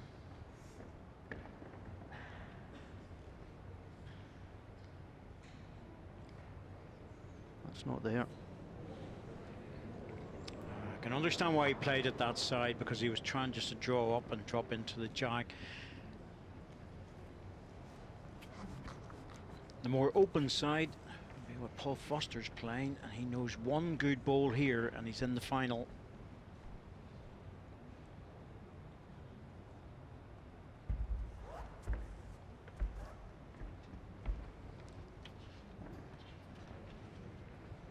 He's trying to encourage this forward. He knows the line's not bad. I don't think he's got the weight. Well, Les has to play the other side, surely. Try and trail the jack back if he can. It's a hard shot, but he could get a double or turn the jack through for 3. Oh, fans of Paul Foster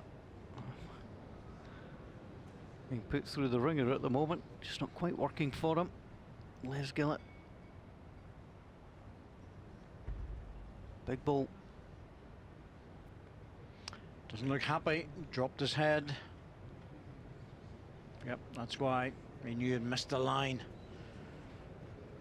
I can understand the weight. He was trying to pull the jack back, but it's just a bit too heavy for that. Oh, Paul Foster pops this one on top. He's in the final.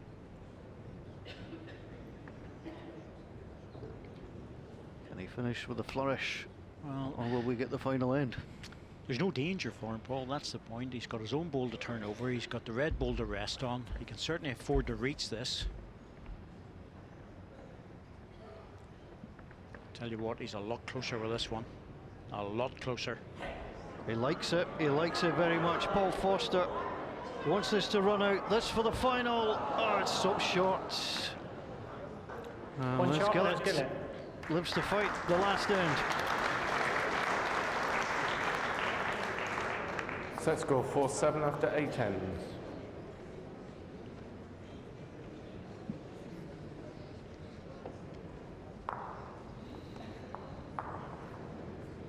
Well, the 3 to take it to tie-break.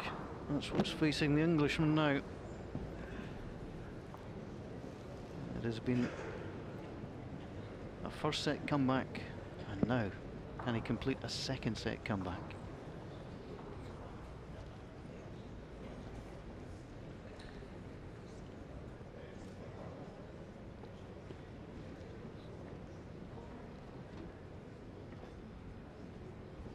Well, Jack length 29.5 metres. it's a full-length jack.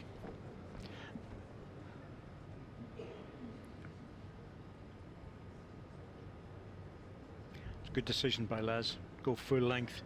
Bit of distance between the mat and the jack. All sorts of things can happen if the jack ends up in the ditch.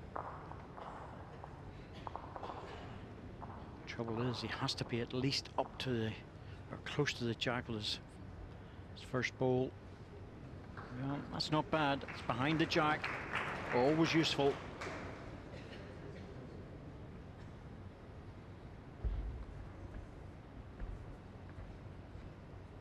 Paul Foster looking to avoid any drama or excitement, shutting this down with a good first ball.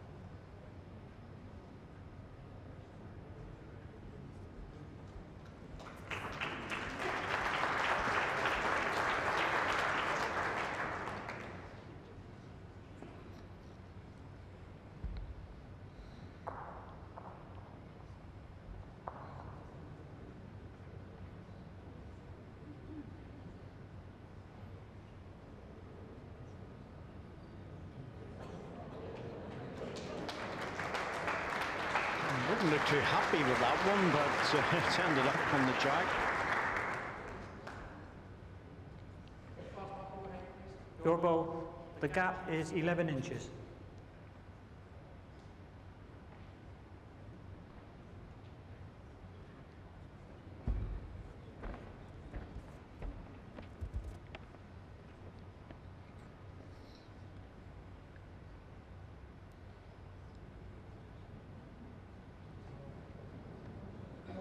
Wanted it on the other side. It's not Right. bad. It's not bad.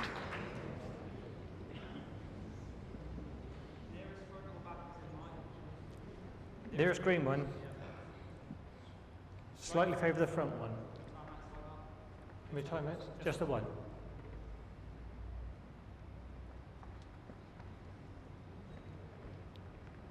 No, he wants to look at it. Well, it's a draw either way. Just has to decide which way he wants to play it. He's favoured the backhand, but he laid off his forehand. Les has no time outs remaining. Last time out. This goes to a tie break. He's in a heap of trouble.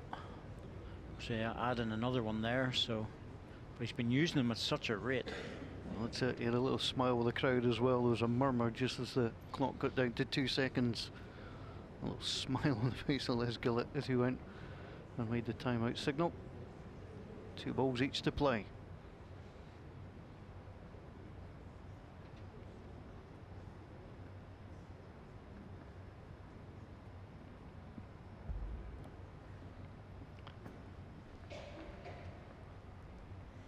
Off the forehand. He's trying hard with this. Trying very hard indeed for the second shot. Has he got it? He has. Oh, it's a great effort from Les Gillett, isn't it? Very well executed. 2 red. Now does Paul Foster go with a little bit of weight here? No guarantees, even if he hits it, then it'll go right. The green ball on the red ball, jack goes on the side. 2. Still could be 2 against. Time out call. Paul has 1 time out remaining. Hard enough decision this. If he draws, has to get within 6 or 8 inches. So, draw shot. He's watching this closely. Well, he's certainly interested. He's just over it. Oh, I think he was so far away there. I think he was going for that red ball at the back and more or less send it as well. Draw another one if you can. Well, But if you'd hung on to that back one, Paul, it would have been a wonderful position ball. That's what he was looking for. 2 balls to play. Les Gillett needs to draw the shot to ensure that Paul Foster plays his.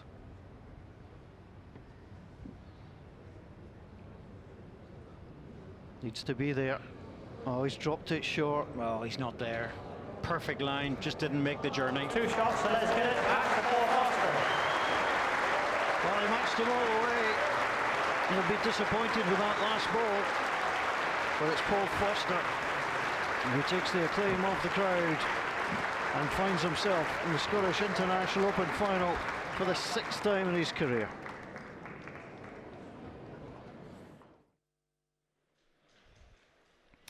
Well, what a fantastic game of bowls we've just witnessed, ladies and gentlemen. Les Gillett 7-1 down in the first set and managed to drag it all the way back to get a tie at 8-all. And then a similar thing happened in the second set.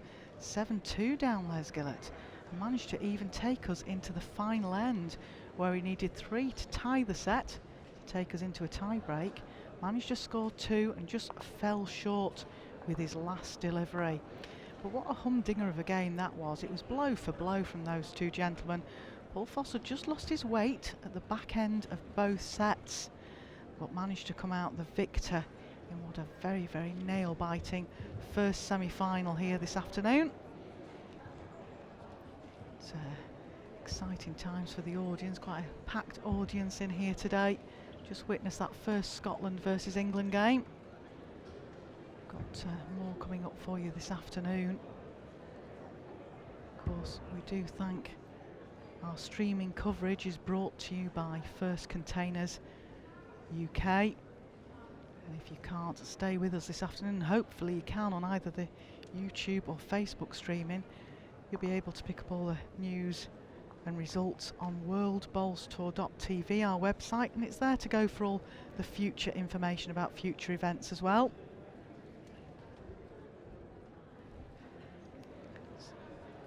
So pick up any information off there and stay with us. We're with you for every bowl sent on the World Bowls Tour ranking events. So the road to the semi.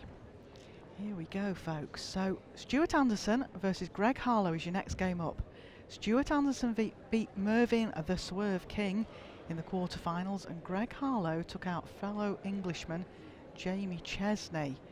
So that's your second semi-final this afternoon. It's again another Scotland versus England affair, which I'm sure this crowd here will like.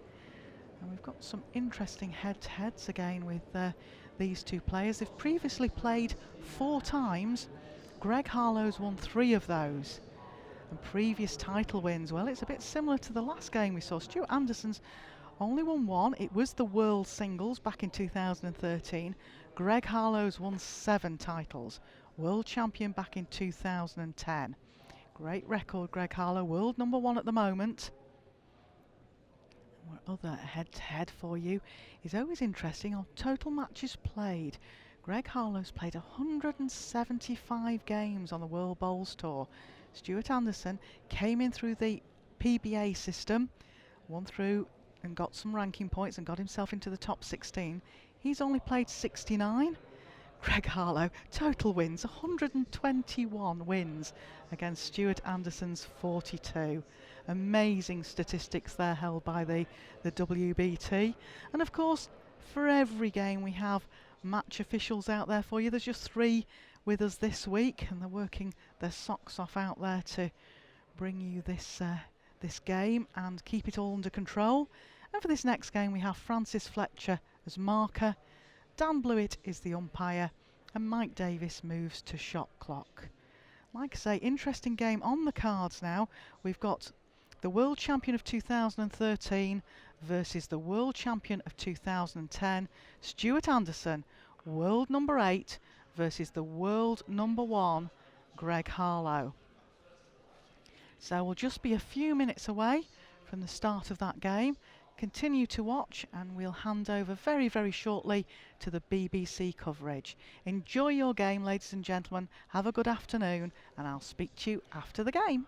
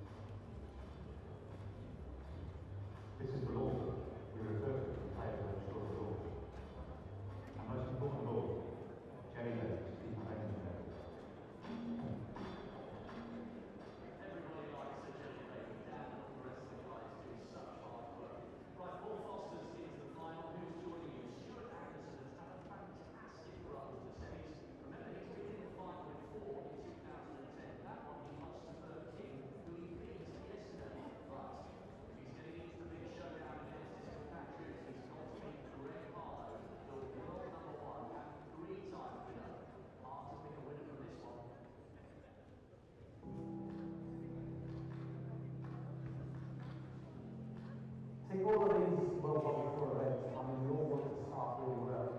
As the tournament progresses, you need to feel a little bit more confident, you need to grow a little bit more consistently, and you need to get those conversion shots as well. All three parts of those games. If one of those parts is not in the game, you probably go out and earlier round. And I feel that all the players they're doing are slowly getting better and better and better. So I think we're going to get to the semi-final.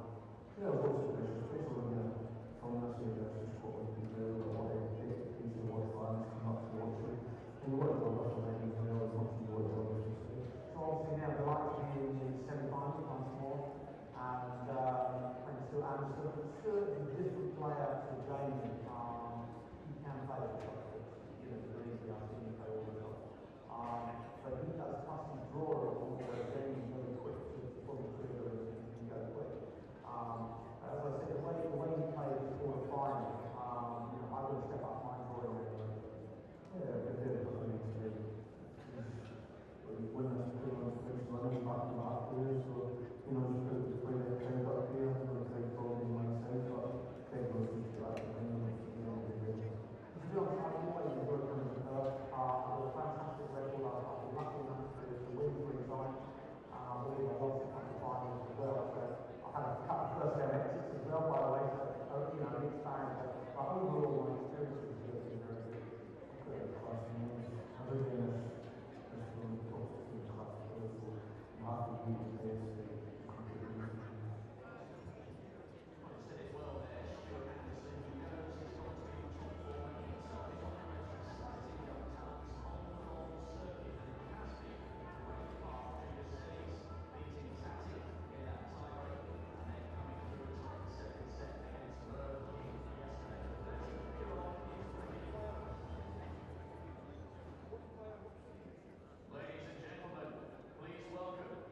World Indoor Champion, runner-up here in 2010. He is a proud Scot who will be fired up for this afternoon. From Ayrshire, Stuart Anderson.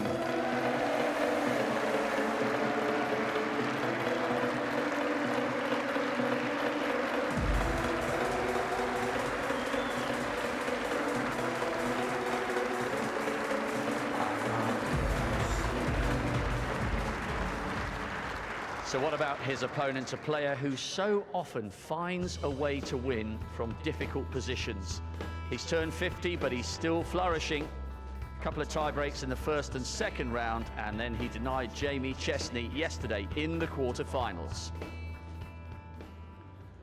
Ladies and gentlemen, here comes the only man in history to have won this title 3 times. Former world indoor champion, current world #1, Greg Harlow.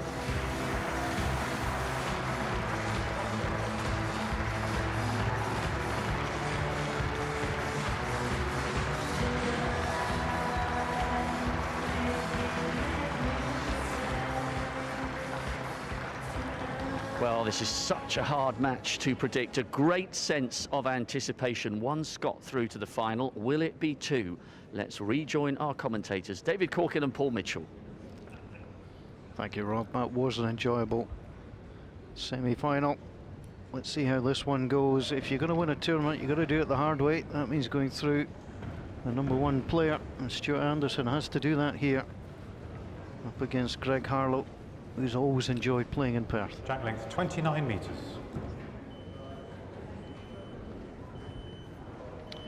Just the usual little bit of movement between matches. Well, somebody must be reversing the hospitality truck.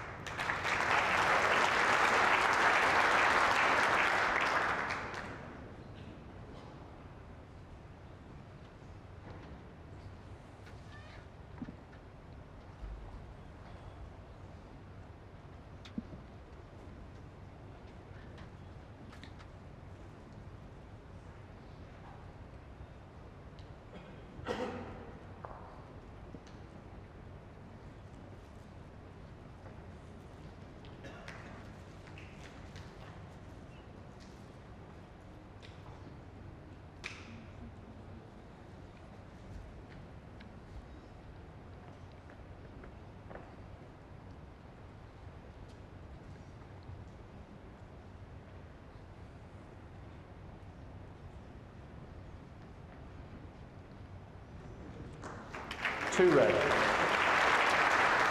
Very good start by Greg. Last ball By is Stuart Anderson. 3 inches short of Jack High. And Greg Harlow maybe think about a runner at this stage. It's early, but no reason not to hit it.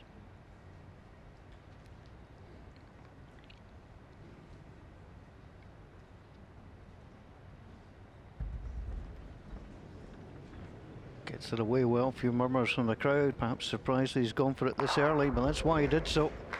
And once again, it was available on his favourite forehand. He doesn't miss many there. Two out, line a couple.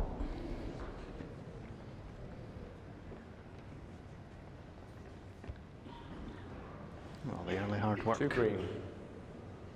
Oh, Stuart Anderson knocked away. He does have a couple of balls to try and pop them back in.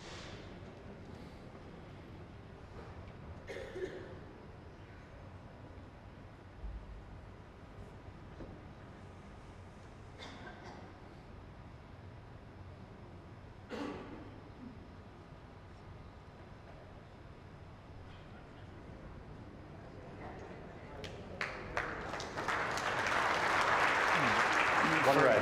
First target was to get the shot. It's not very close, so I expect Greg to probably beat this one.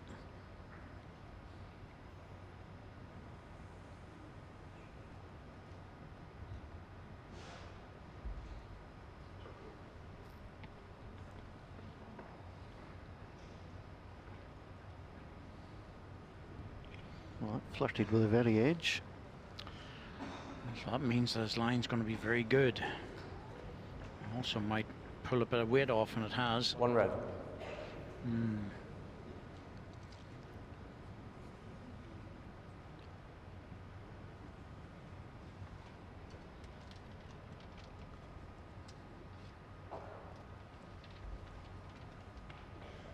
Stuart just wanted to make sure he wasn't going to touch the green ball in.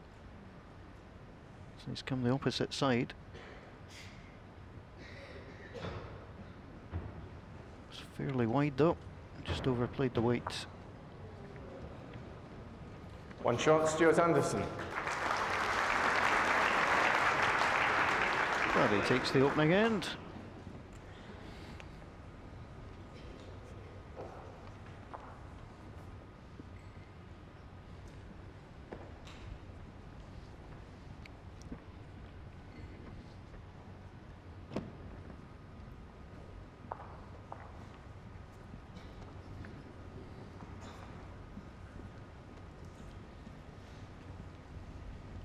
Going mid to long length.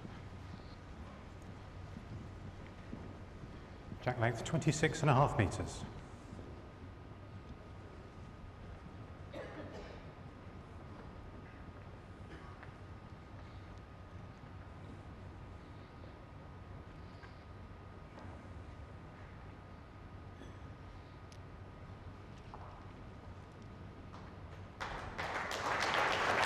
Good opening ball, full front toucher, and he started the match very well. It's Claire Walker to the left, and Colin Walker is due to play in the Scottish final for the SIBA Masters event. Claire Walker to the left was Stuart Anderson's fiance, due to get married very soon.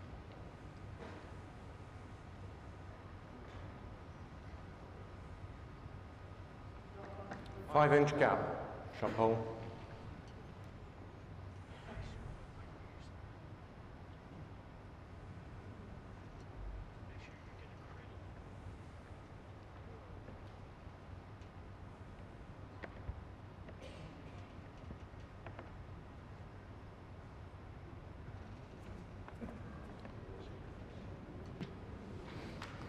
Centre rink again.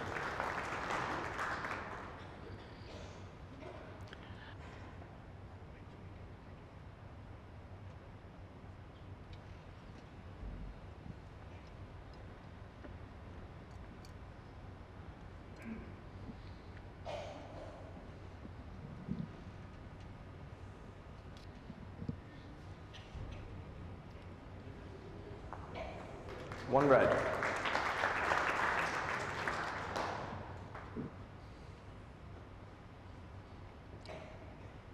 Greg's wife, Kay.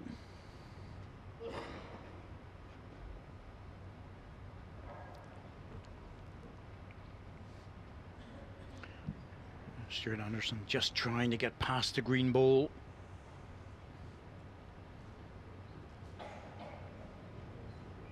One red.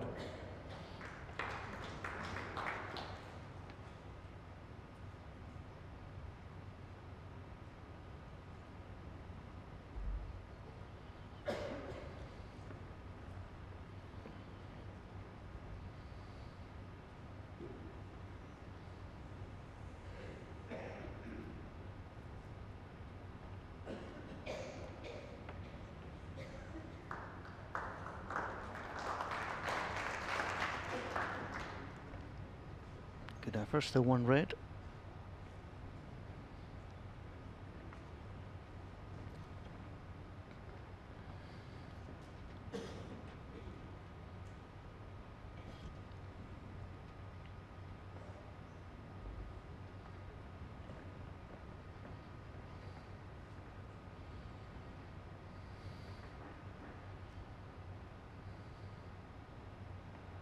Runs this out, he's decent.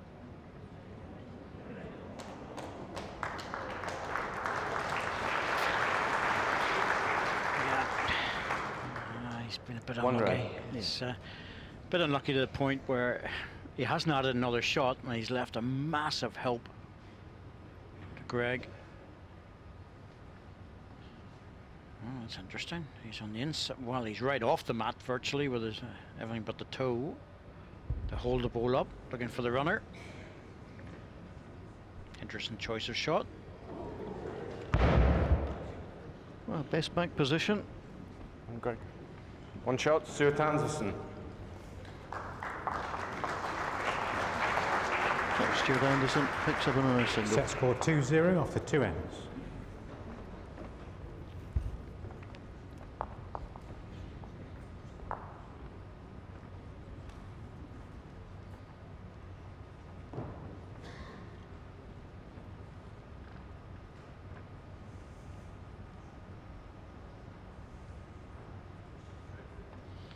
See little white markers.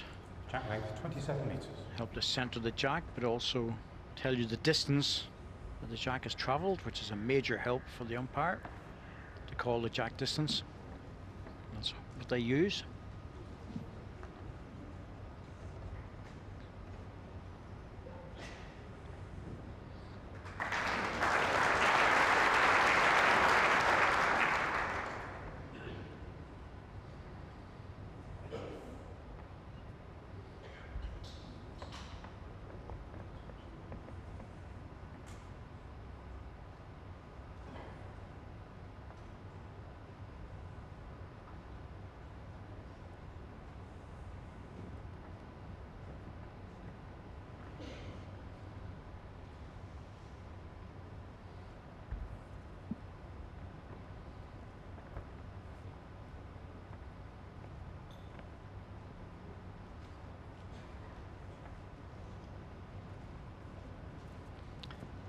was toiling for weight. That should be punished.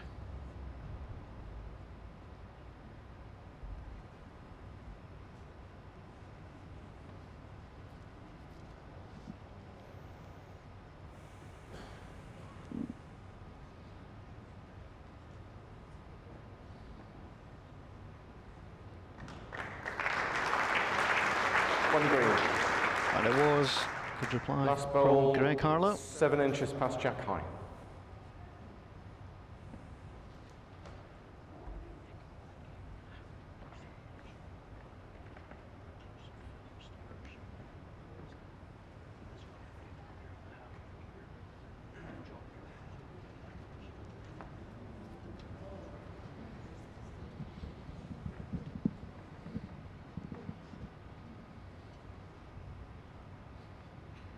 Finding centre rink well enough, Stuart Anderson. Just not finding his weight, so Greg Harlow trying to apply the pressure here.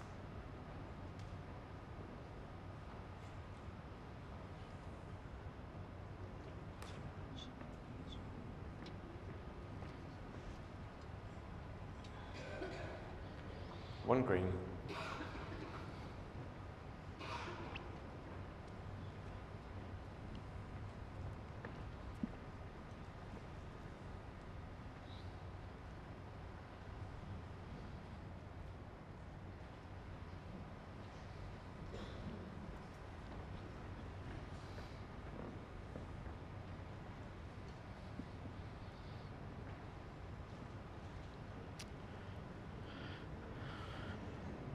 Greg missed a chance. Stuart's got there with the last one. One green. Sorry, one red.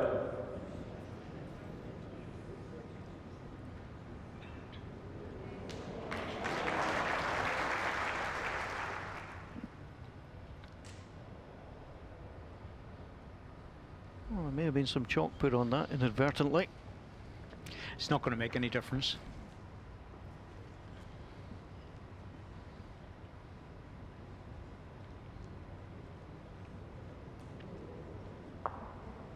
Jack's on a bounce, that's unlucky. Always good to get that close, and as soon as you touch the back end of the jack, it's always going to move. One shot, Stuart Anderson.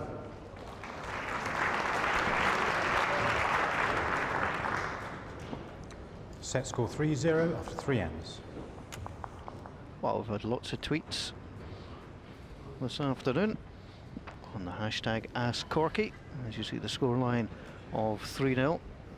One of the questions we are asked is, when the jack is delivered, why does the umpire move it into the middle, or the marker move it into the middle? You're going to see exactly why, because it's got to be in a straight line.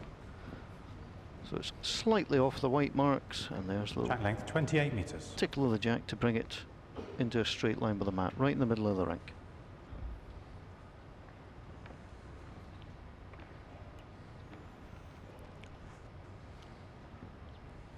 Keep sending your tweets, hashtag AskCorky, and we'll try and get through a few of them and pick up some of the general themes as well. The opening ball of Stuart Anderson continues to be impressive.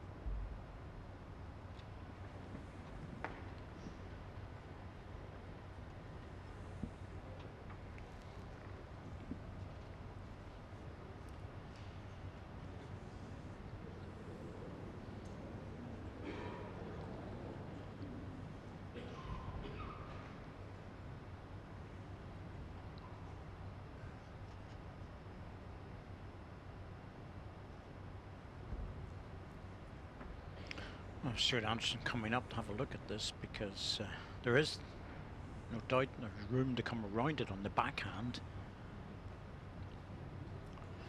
this is going to change things, or not, as the case may be. Certainly looked like he was getting an edge of the jack.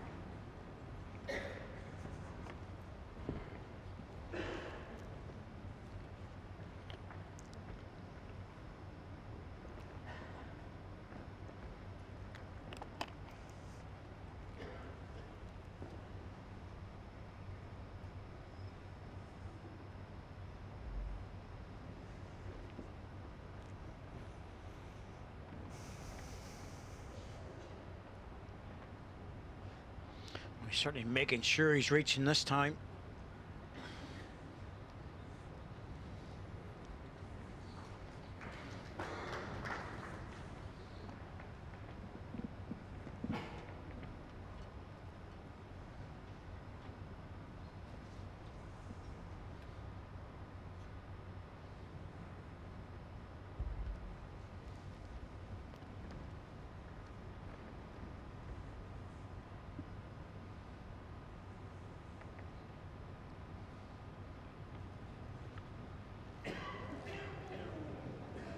Just running through. 1 red.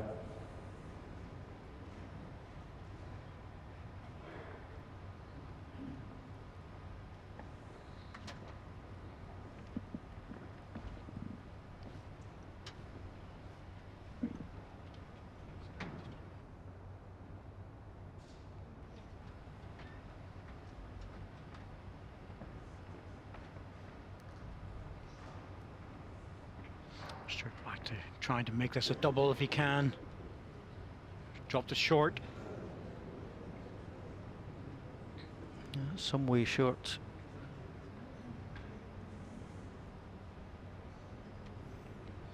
Just the one in it. Hard to beat the way it sits.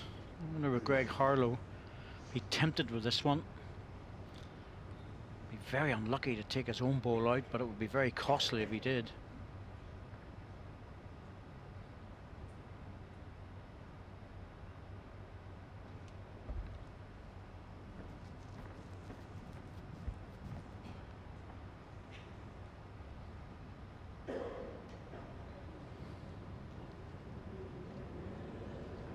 That's a try, but he needed much more weight than 1 that. shot, Stuart Anderson.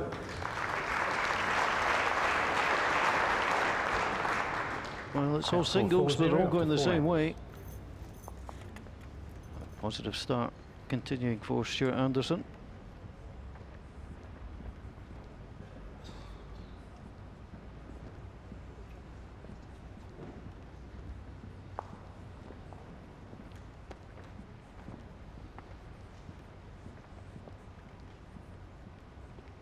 Jack length 27.5 metres.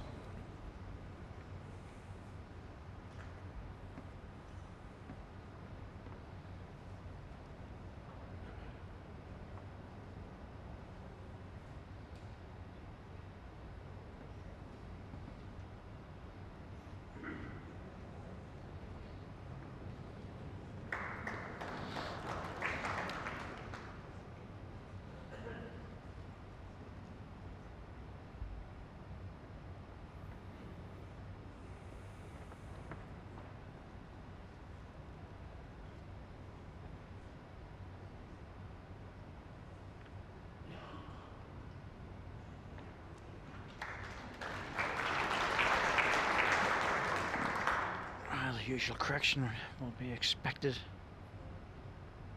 Stuart Anderson dropping one, probably 3 feet short.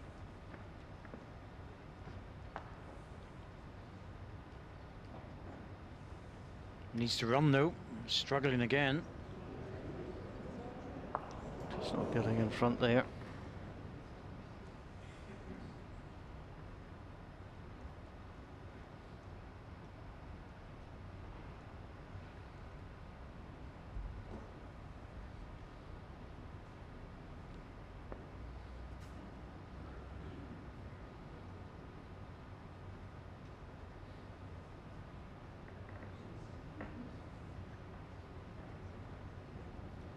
Two green.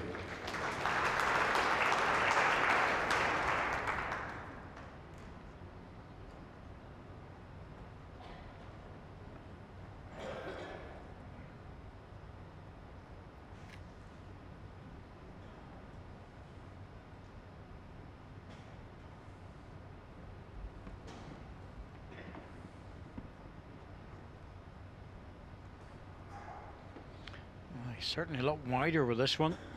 He's going to have to have very good weight to get back. Trying to fight round to borrow on, he's done so. Judged it well. 1 red.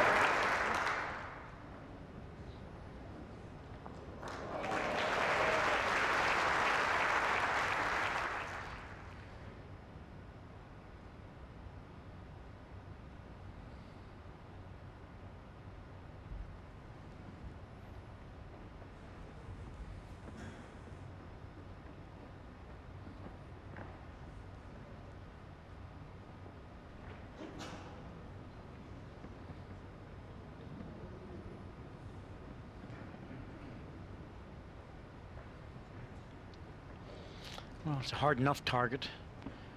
Front red on the green could do damage, but really, backhand, you're just going to make it easier, so better in the forehand. That's where he's going.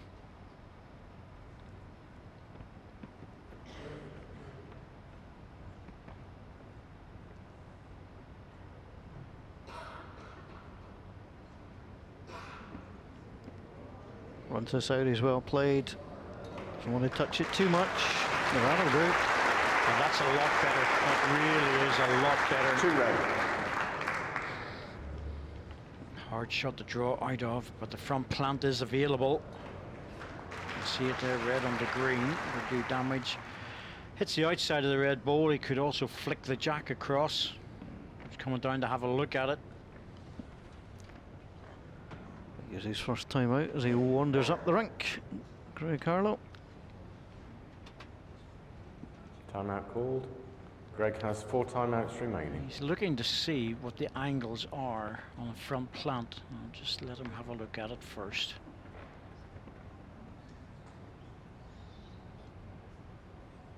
Yeah, this is what I was thinking of, and obviously Greg has seen it.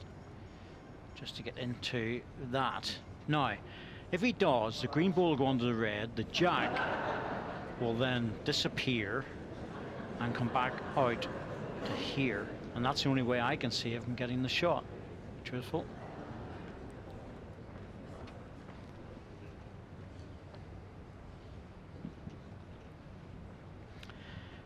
The other option is to draw on the forehand. There was a little noise that caught the attention of Greg Harlow, made him giggle.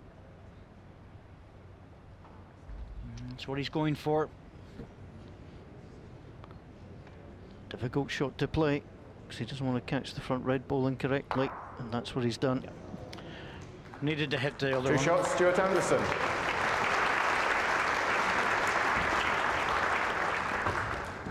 So Stuart Anderson leading by Set score 6-0 after 5 ends. 6 shots to 0. Greg Harlow has him right where he wants him, so he can have another one of these miracle comebacks.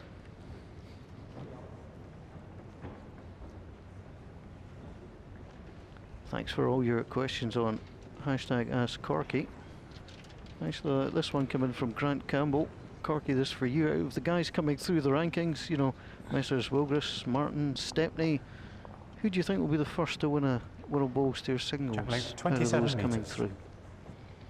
Well, it's real crystal ball stuff, isn't it? It is. You know, it's Michael Stepney's already broken into the top 16 by virtue last year getting to the final of this. There are some very good qualifiers coming through. Wayne's a young player. Perry Martin, of course, as you said, Paul, coming through. I think, to be truthful with you, it's really, really hard to win an event from the outside in, so to speak. It's really difficult. I think you need to break into the top 16 to get more time on the rink and guarantee 3 bites at it. Difficult to come through. The last qualifier that I can remember coming through to win one was Les Gillett 21 years ago actually, International Open. But of those players, I would expect that Perry Martin and Wayne Wilgris will have the talent. Graham McKee from Ireland as well is placed there. Guy plays out of Northern Ireland, and again, he's another player who could cause a lot of damage. But I think they need time in the top 16 before they manage to win an event.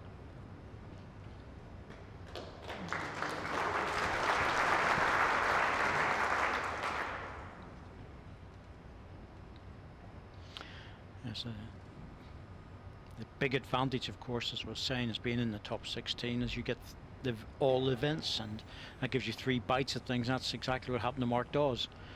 He had the comfort of not coming through a qualifier, and then played extremely well this year in January to win the World Singles. 1 red. Gap on the shot bowl 12 inches, second bowl 13.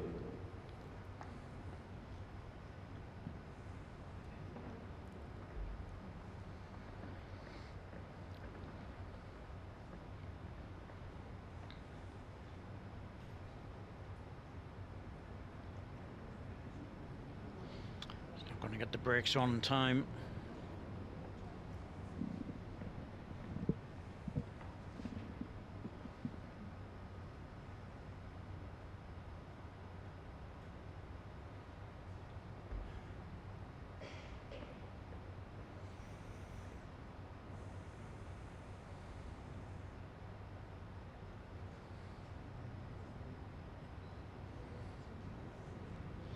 Back ball, flop back. Yep, that's it. That's the way to play it.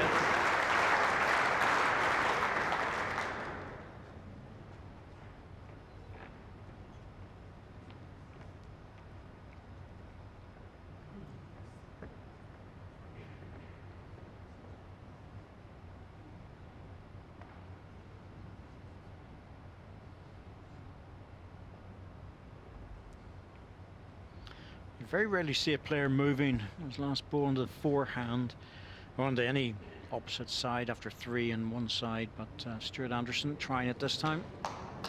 Needs to hurry a little bit to come off the ball and then flop back. Not sure he's got the right touch though. 1 red.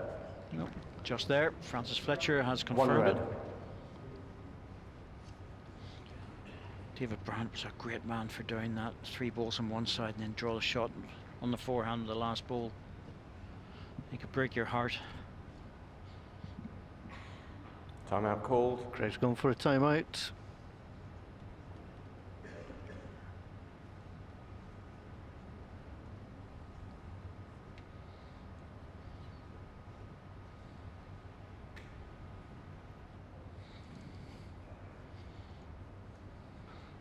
You mentioned David Bryant, of course, one of the all-time greats. Best player of his generation? Of his generation, without a shadow of a doubt. Absolutely no doubt whatsoever. I played against all the greats in that time with David Bryant a number of times in major events and World Championships and various other things. And he, without a doubt, in that time he was fantastic. I was very young. I gained more experience in playing against him. Let's put it that way. But of that particular time, yes. Greg Harlow just running through. Greg has 3 timeouts remaining. So he'll have a little look at this, and he's still not broken that duck. But I have to bear in mind also, Paul, that Northern Southern Hemisphere comes into it a little bit. People like Kenny Williams and people like that from Australia, who was the Australian representative at the World Championships in '84, was an outstanding player. But the Northern Hemisphere, just not so good. As we watch to see who takes the shot here, one of the questions you often get in other sports, David, is how would athletes compete in current day? How would David Bryant compete in this format?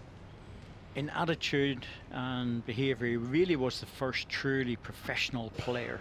There's no doubt about that. And he would have competed certainly at this level with that attitude. The difference is that an awful lot of the players now have a professional attitude to things, so he wouldn't have been on his own with that approach. 1 shot, Stuart Anderson.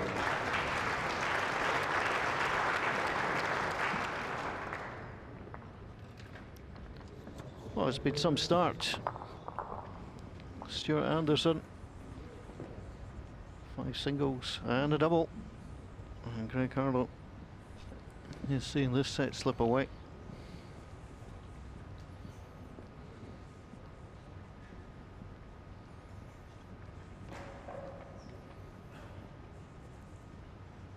Jack length 27.5 metres.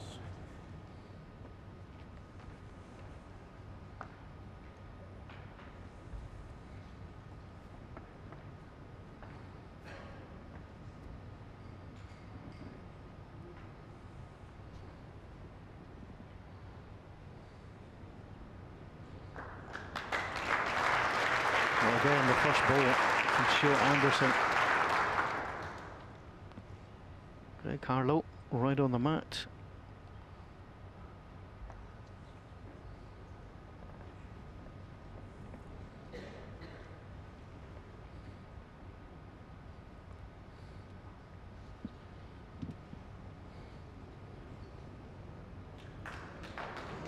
Just slipping through on that occasion.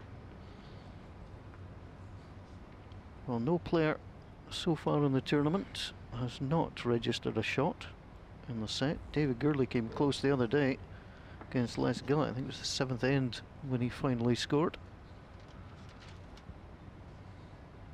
Not many players keep Greg Harlow off the card this long.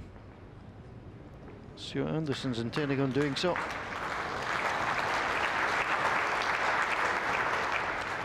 Yes, David Gurley was 9-0 down and scored a single. The set was over the next end. Greg will go running at this one. 2 balls and a jack. Oh, he's not, he's just drawing. Goodness me. Of course, he was on his backhand, I should have known better.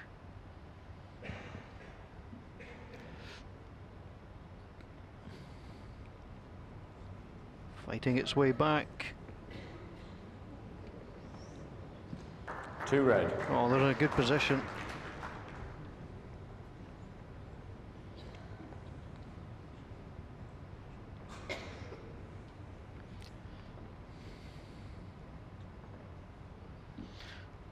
Difficult enough for Stuart to cover these, but he's going to have to try to. He knows the balls can disappear out of the head, but you would expect the jack to move.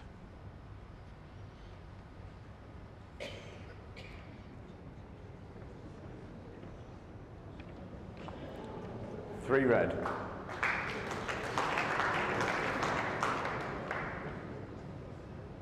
Greg Harlow, 2 feet firmly on the mat this time. That's not always the case. It's 1 or 2 feet completely on the mat when he's just drawing to things. It's whenever he's playing the running ball, one foot's quite often nearly off the mat. He's very close with this. Gets the jag, he gets 3. Played it well. There he goes. That little touch brought him on the line with a jack. He was always going to be in the area for that. Good weight. Yeah. 2 green. Just a little nudge. Well, they needed that. Well, it's a good ball. He just nudged the jack. Line 2, and it's hard for Stuart to get out of this. Difficult position.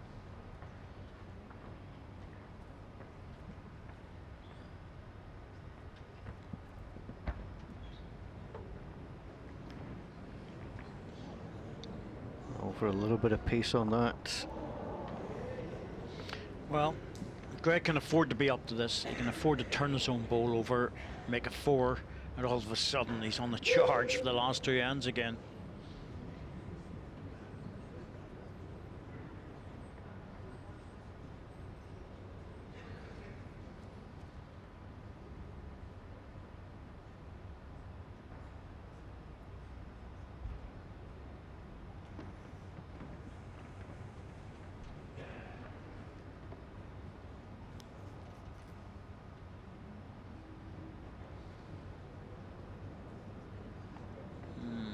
Surprises me. Thought he had been reaching it.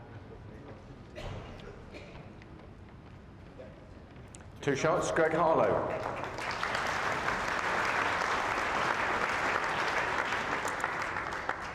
Set score 7-2 after 7 ends.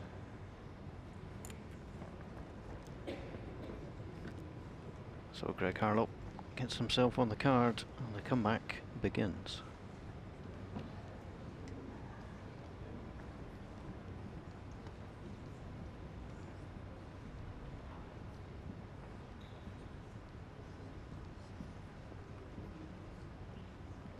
Jack length 24 metres.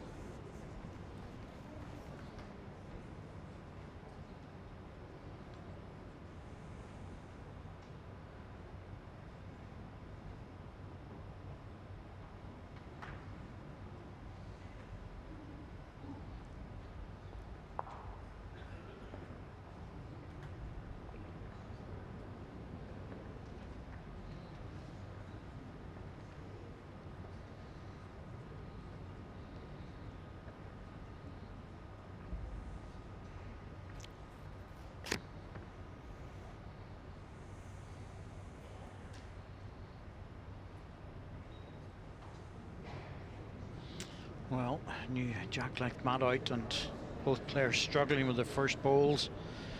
The correction will be made, of course. They're just little range finders. Well, let's see about the level of improvement.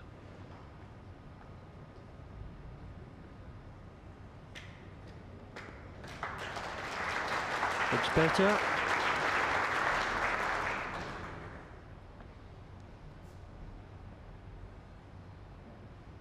See there, Stuart Anderson usually drags the foot across. Any part of the foot has to be on the mat when the ball is delivered.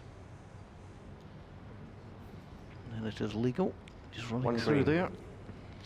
There's a bit of an issue with foot faulting. It's a thorny issue for a lot of people. You know, it's just one foot on or above the mat at time of delivery on the draw. It's never a problem, but when people are playing running bowls, it is a problem, because often their body movement, they're actually off by the time they leave, or the ball leaves their hand. But it's very hard to marshal. It's Two green. very difficult to enforce it.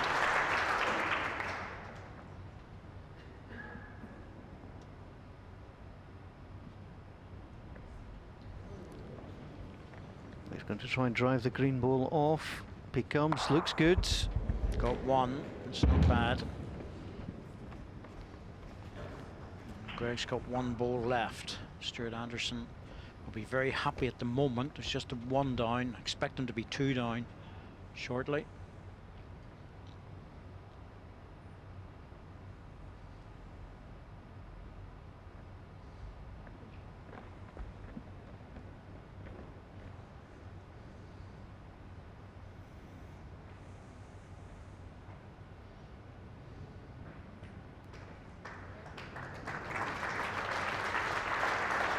Two green. Well, that won't change Stuart Anderson's mind. He'll still be playing the forehand runner.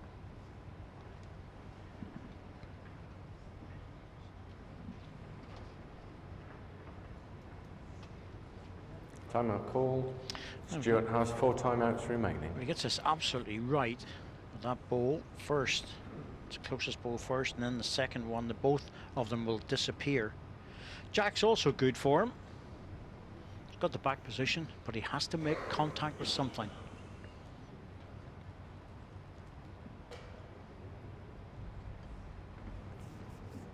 Smoothly away. He's giving this a good look. Jack's moving. And he'll cut it down to 1. The respot will favour Greg Harlow. It will, but is it 1 or 2? That's the question. Bit unlucky to bounce into the respot. In the ditch was good. Ditch was perfect. In fact, the set was over, but they'll be close for the second one. Umpire, please. Yeah, it's interesting. From one angle, it looks certainly red. If you then turn yourself round, the other green ball comes into play. Yeah, of course, I thought there was another one hiding just behind there, but there isn't. So, down to the measure. Ready? So Jack in the ditch, they would have been moving on to the second set. As it is, that might still be the case.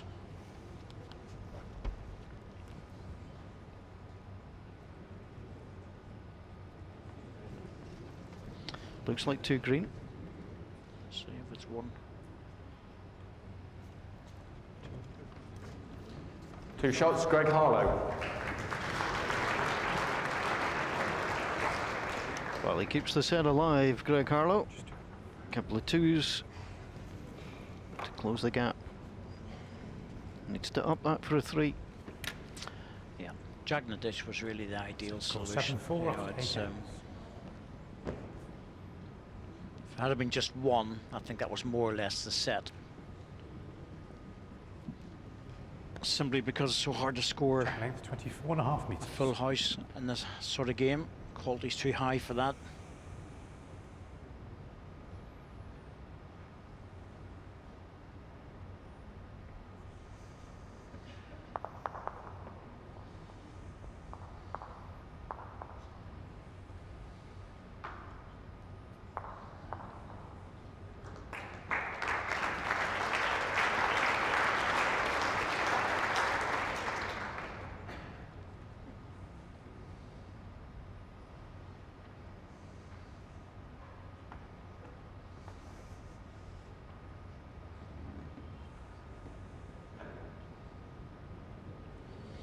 Stuart Anderson has just been dropping this first ball going this direction a little bit.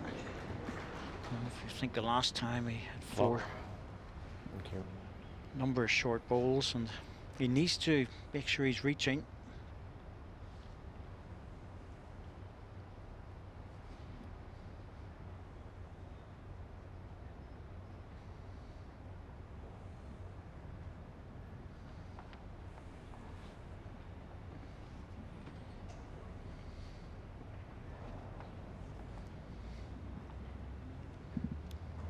Well, when you're looking for a 3 to take a tie, that's not a bad way to start, although that's a very tempting target.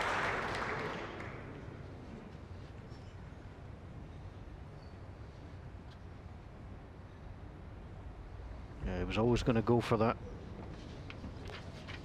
See what he can lift. Nothing. Oh, Yeah, looked Held it. wide. now it starts to get interesting. Oh, it starts to get very interesting.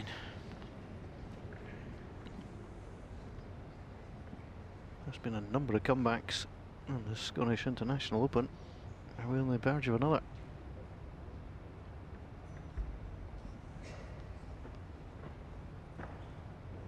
There's something not right about this It's one. not there. Oh, he played that down as such a tight line. 2 green. Can't believe he missed it by that amount. Well, he's got 2 touchers. Ball and jack in the ditch are not really ideal, but it will leave Stuart Anderson a lot of room with his last ball. Certainly doesn't want to take his own ball out.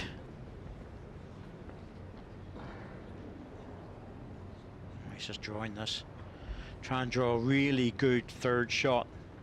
Be happy to lose 2.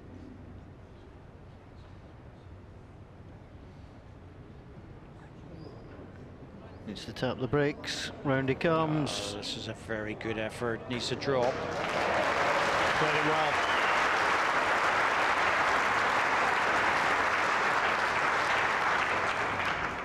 Favour 1 green. Definitely not 2. Not 2. Greg looking for the bowl this time. He has to play the rest of the ball off, sit in its place, so slightly over the weight. Yep, he's playing the inside line, slightly over the weight to try and punch the ball out. Oh, it looks under. Such a hard shot to play. Doesn't really matter. It's 1 to red, I think. Well, Stuart Anderson off to a flyer at the start of the set. Greg Harlow made it competitive.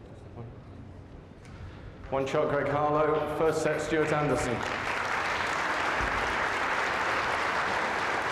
So first blood, first set to Stuart Anderson.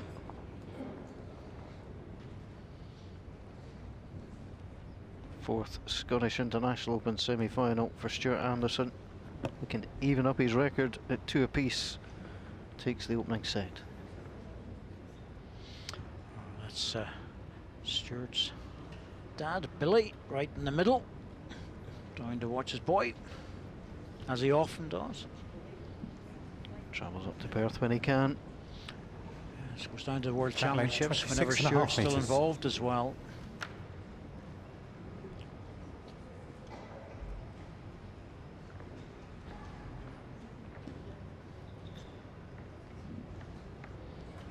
Always a little bit of movement around the arena at the start of a new set.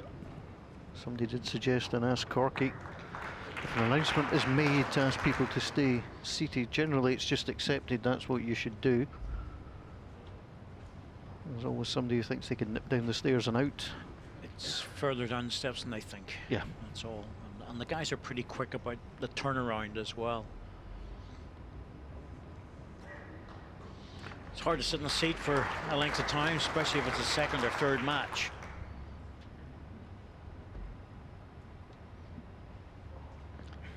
We used to have it years ago in the Preston Guildhall when it came about 5:10, about half the arena would leave before the 5:30 bus. Same at about 10:30 at night. That's a good adjustment. Wants to touch it as well. It's right in the city centre, so a lot of people got there by public transport. I've heard of that. Don't use it much myself.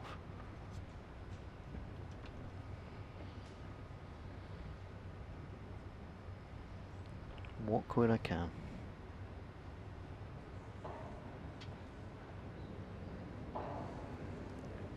Good effort. One red.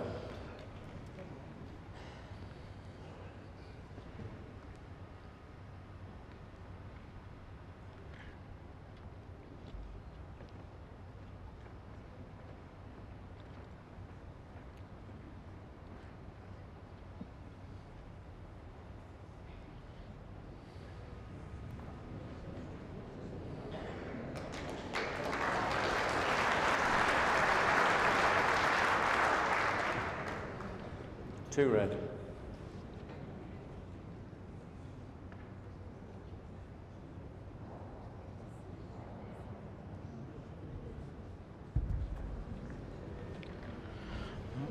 Greg trying to get his own ball. Missed it. His own ball on the jack would have been good. Both reds would have been good.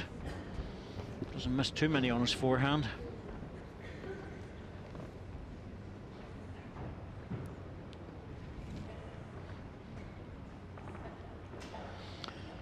Always difficult whenever you win a set to come out strong in the next end or two, but Stuart Anderson has done exactly that. Now he's going for the cover ball. Bringing it all the way around.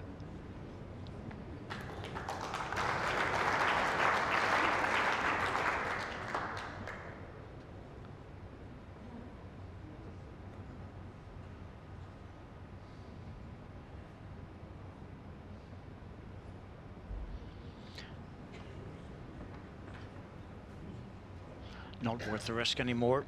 Jack back wasn't very profitable. Oh, he's missed this.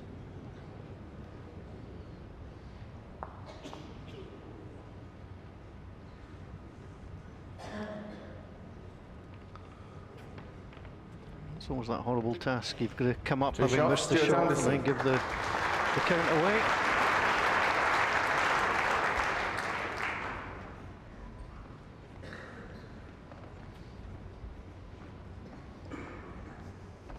So 2-0 to Stuart Anderson, who was in fine form in the quarter-final against Mervyn King.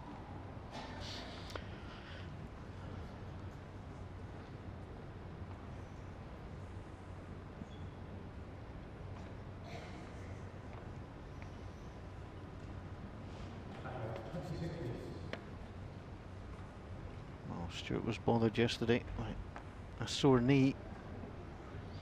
It looks like whatever he's done to alleviate the pain is working.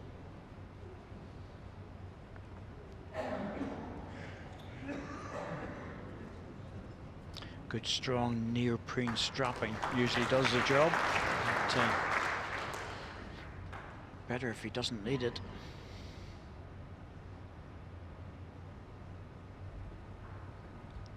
Yeah, strapping and then hopefully a bit of rest afterwards. If you know you're playing the following day, which he is here, try and get some rest.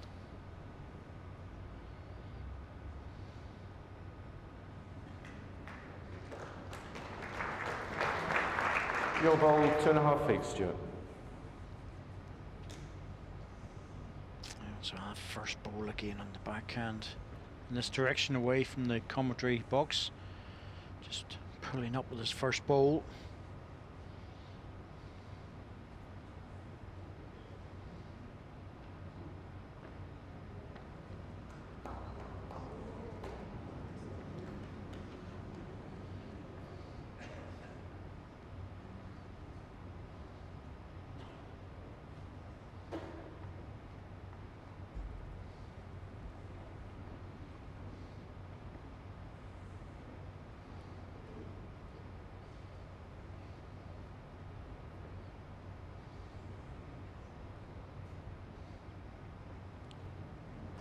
Two green.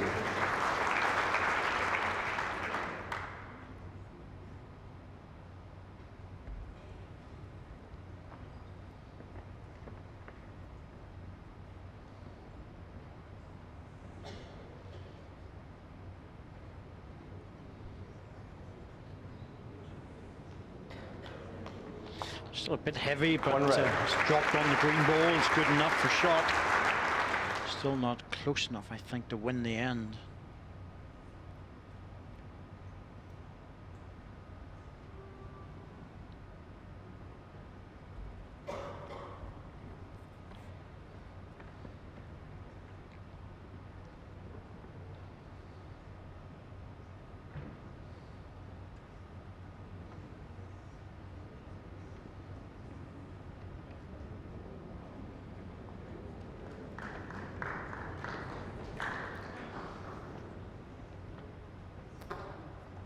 Close. One red. Favours red though.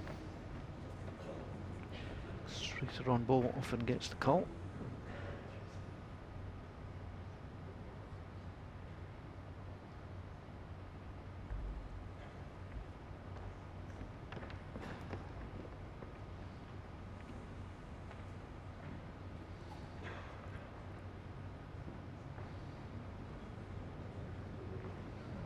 Runs us out, he's well played again. 2 red.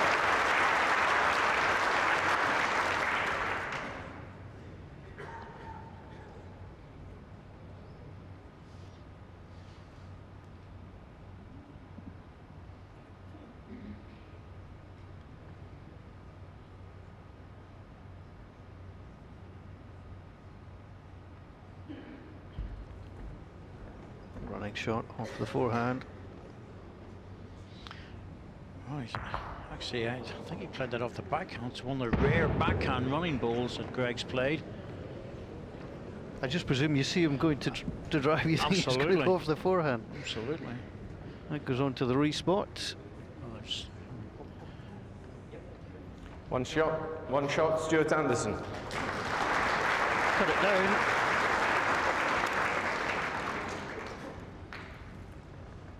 Set score 3-0 after 2 ends. Played 11 ends so far in the match. Greg Harlow has won 2 of them. But that said, he was in contention towards the end of that first set.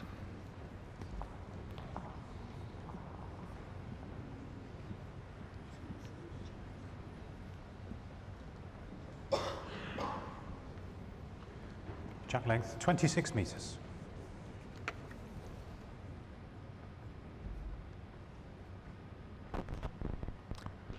Here's a possibly controversial one, Corky. Colin Smith, should the toucher rule be abolished?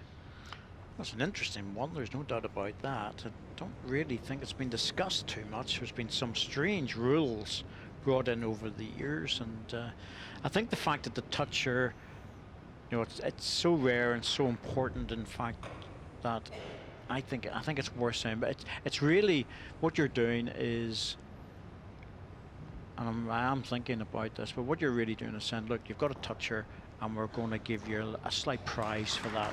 And that prize is, ball goes in the ditch, you stay in the count. So I think it has value, let's put it that way. There have been some horrendous changes in rules, like things like Jack High being called Jack Level and things like that. Goodness me, who made that up? You know, but it's, I'm not sure if that's really worth it. You know, sometimes these laws committees get together and have to have something to talk about. That one's not worth talking about. Well, a camel is a horse designed by a committee, isn't it? That's what they say. It's about the level of it, yes. I always refer them back to the old videos by John Cleese, the management videos. Oh. Can't use the language that he used in those, but it's always worthwhile for committees to have a look at those. Great bowling by Greg Harlow. He earns some chalk, so if that does go in the ditch, it remains live. The little reward for the accuracy.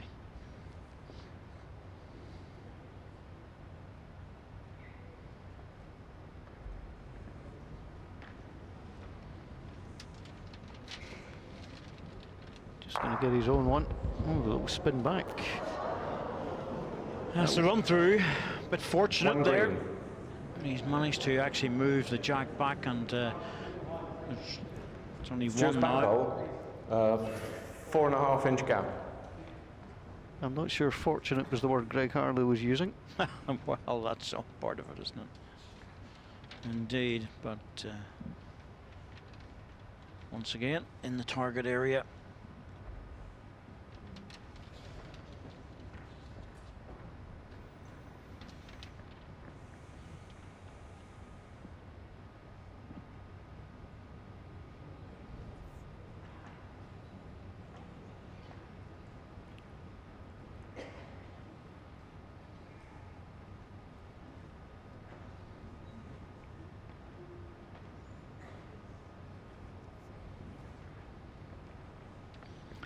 Stuart Anderson takes very little time on the mat. Once he lifts the ball, so 2 or 3 seconds and he's away.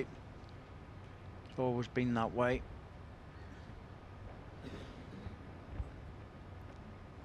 Forehand shot. Tickle on the jack would be ideal. Needs to It's run drop, because it isn't looks short. Nah, dropping.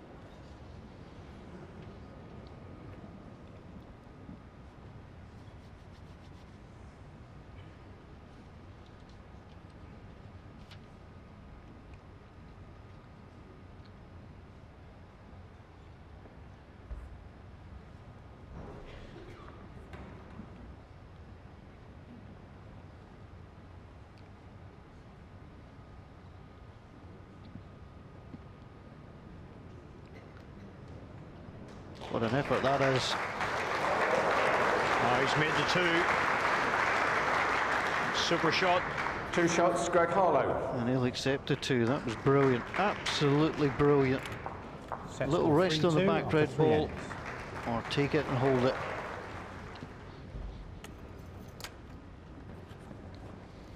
Oh, both sides are represented there.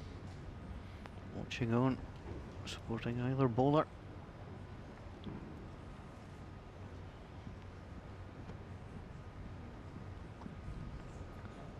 Greg will feel so much better after that last shot. Absolutely. Absolutely. It's good to see Claire Walker here. She's a very good player. Jack length 25 metres. And no relation to Colin Walker, who we'll see very shortly in the SIBA Scottish Masters final. No relation to Rob Walker either. How did he play last night? And absolutely, but it's always good to know that there's 2 Walkers that can play bowls. That's cruel. That's cruel. And know something about the sport, which is always great. They know the big ring from the wee ring. I think that's the way to put it. Because last night I was trying to teach Rob Walker that the big ring always goes to the outside. Yep. Deaf ears, fallow ground, all those things come to mind. You can't be good at everything. No, no. But he can walk very fast.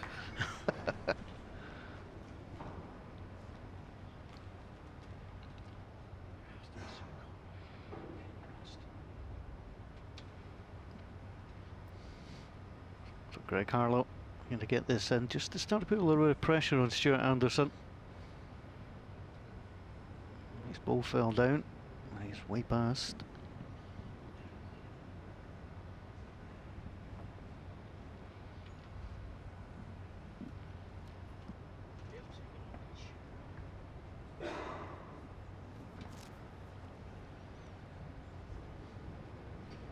Looked to be on a good line, might just dip slightly inside. 1 green. This backhand's Stuart's just been struggling a little bit on it. Doesn't really matter what the jack length is, it's just the hasn't been just as consistent.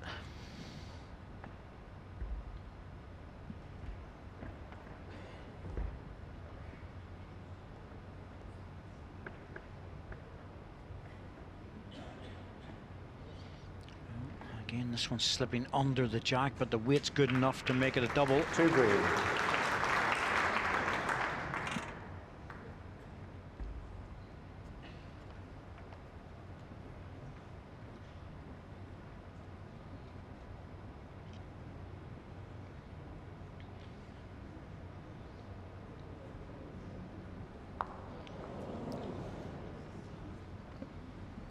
Two green.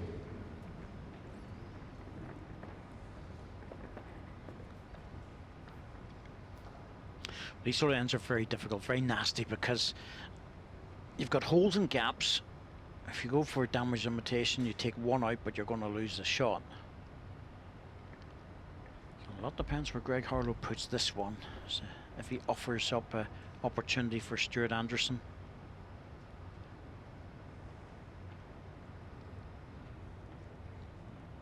No, if he slides past, it's better. 2 green. Stuart could do well just to play this slightly over the weight, try and punch the ball out. If he takes the jack, he might only lose 1. He's 2 down at the moment.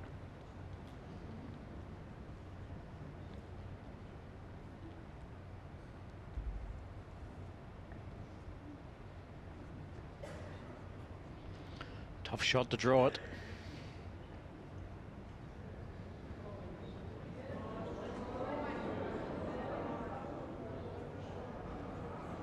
He's done that a few times, just dropping short, and I just thought he might have played just a little bit over the weight, give himself a chance. 2 shots, Greg Harlow. So Greg Harlow Set takes score a lead 3-4 in a set four for the ends. first time in the match. Leading by 4-3. The world number 1. Easy's out in front. His first world number 1 back in 2006. Finds himself back at the top of the tree once more. Jack length 24.5 metres.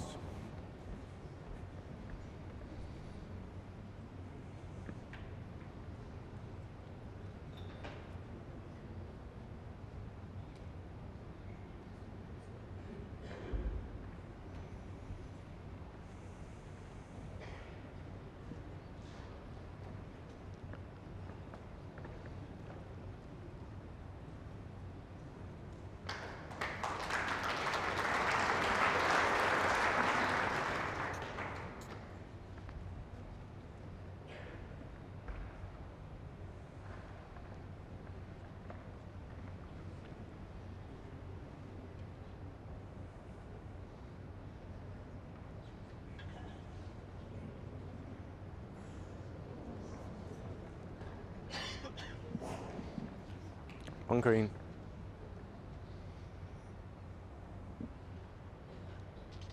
Stuart Anderson's so much more comfortable going this direction than the backhand.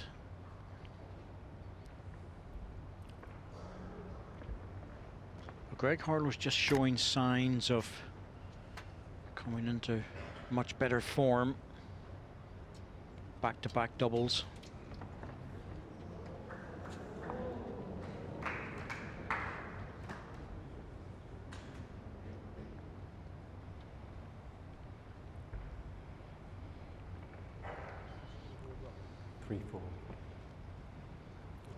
It's in, yeah. Score is 3-4.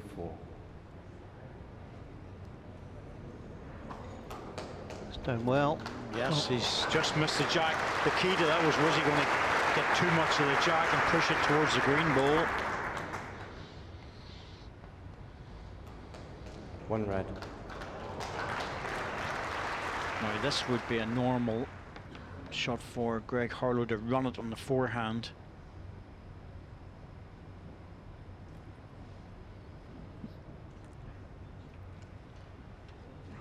Yeah, it's given us a good piece of thinking. Timeout called. Greg has 2 timeouts remaining. So Greg Harlow giving this a fair bit of thinking. Looking to see what his options are. Well, it looks like a forehand runner to me.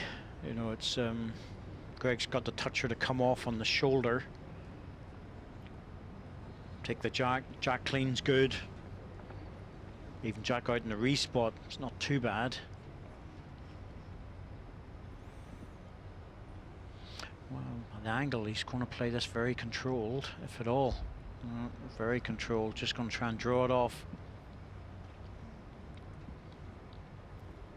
Makes it a much harder shot.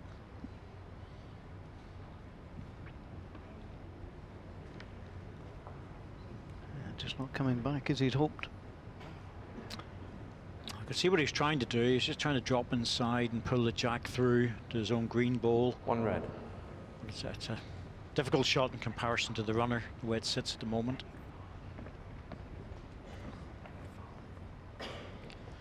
Something in the back position wouldn't go amiss here.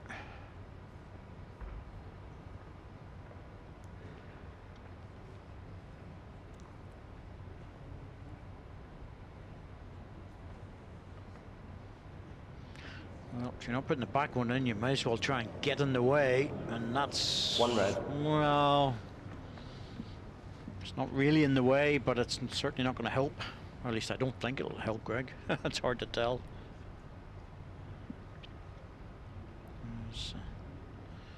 He's going with more weight this time.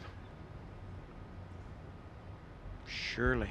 Oh, well, not much. He's definitely on an inside line. Certainly he's playing with more weight. But again, that's a hard shot to play. Yeah, you could tell by the player's reaction. It was always coming away. Even the best players struggle with that shot. I'm surprised he didn't go stronger at it. Now, is there a little shot here for Stewart to try and nick it out? You just draw.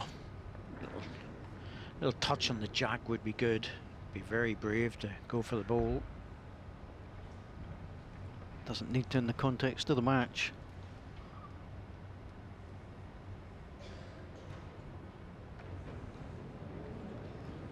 It's just going to come up short again. 1 shot, Stuart Anderson.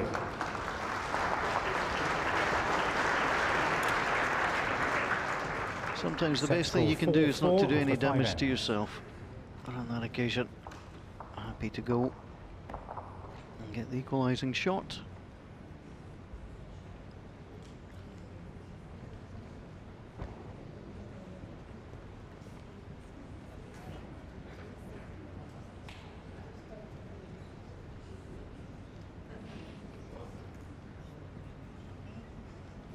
Jack length 29 metres.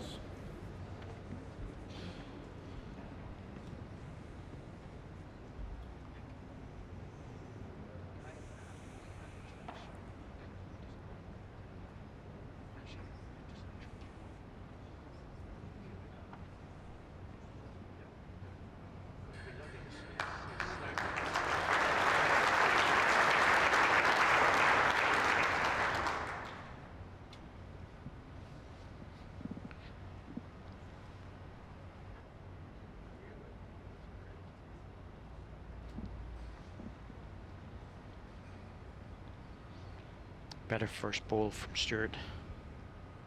There's been for some time in this direction now. Greg's still not happy.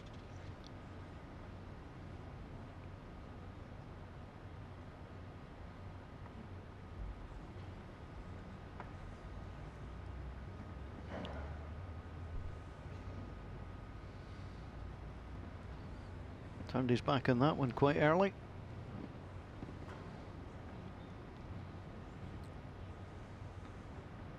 Will be prove not to be a wasted ball.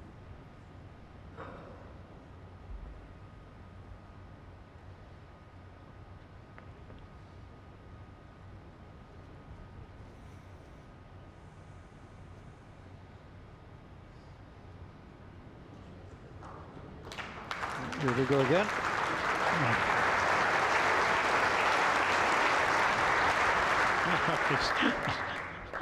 Bounced to the head there was Stewart thinking, oh, I brought it out into the open. It was lovely the way it was sitting before.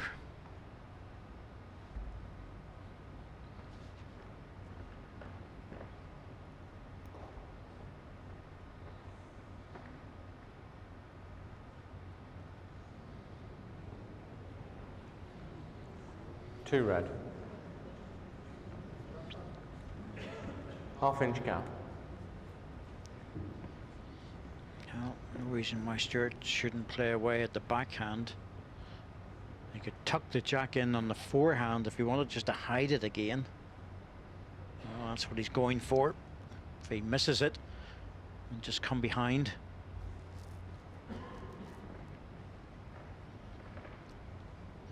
That is very wide. He's not even bothering with the jack, he's going for cover. Well, they take best back ball a little bit away from the respot.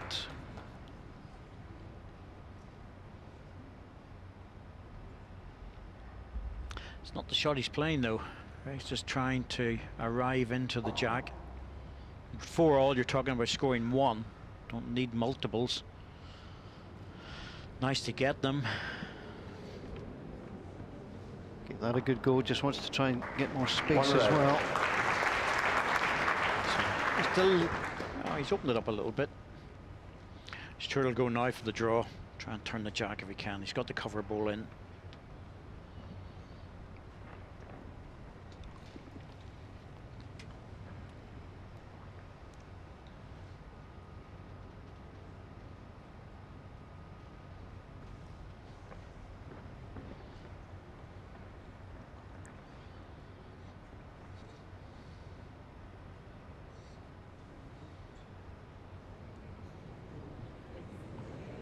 Likes the line on this, and no wonder comes through. He's not going to like the end result though. That's the problem, isn't it?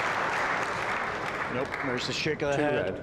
It's 2 shots, but it's a target for Greg Harlow on his favourite forehand. That's a 2.5 ball wide target. Can't see him missing this. Stuart's third ball is the best back ball. It's almost better the way it was though.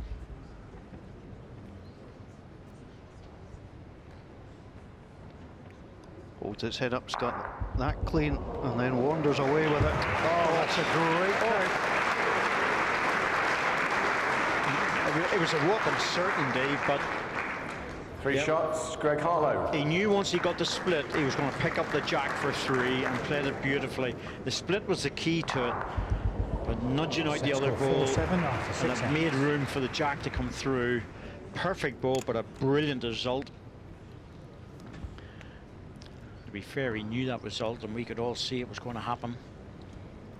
Stuart Anderson just didn't get the finish he wanted with his 4th ball, and in the Scotland-England clash, England's Greg Harlow leading in the second set, a set he has to win to take it to a tie-break.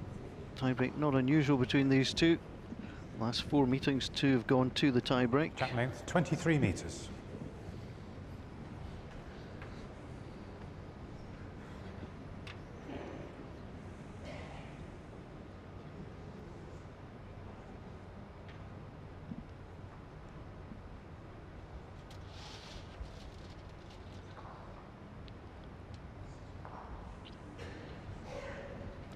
He doesn't like that one. He's let it go. It's one of these loose balls.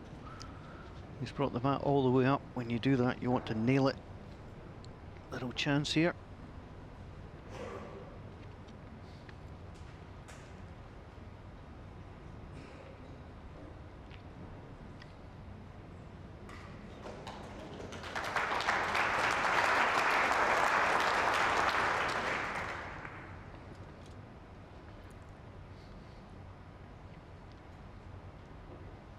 These two players met in the World Final back in 2010. Greg Harlow coming out on top.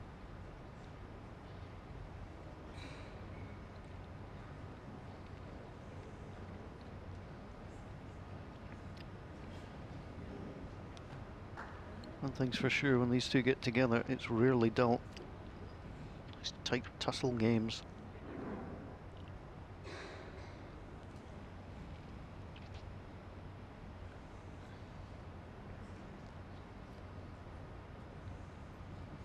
One red.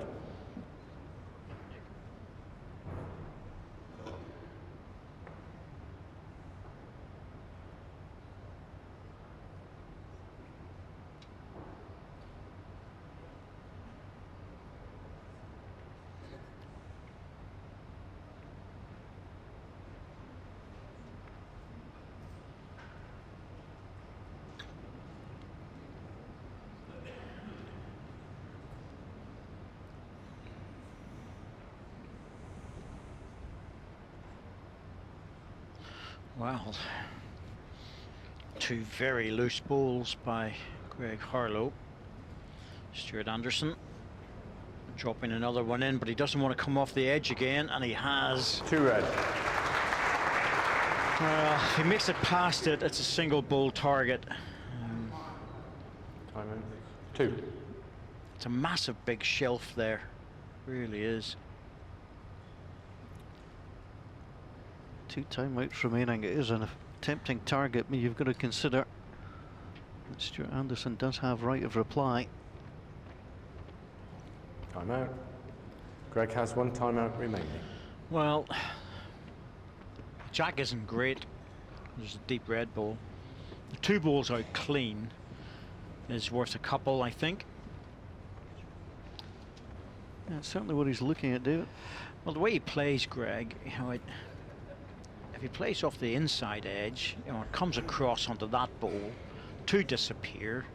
The respot, if he does get the jack, and it goes, you know, strangely off the ring, the respot's there, and that brings in his short ball as well. So there's no reason not to go for it. Could, of course, just draw to it. Little touch in the jack would be good. That's the other option.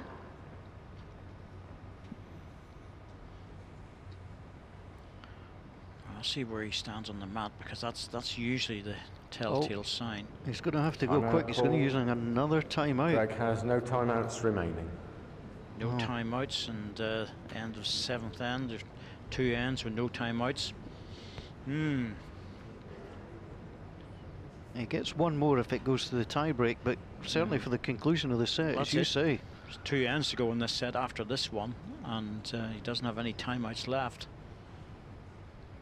He's on the backhand, so he's right on the edge of the mat.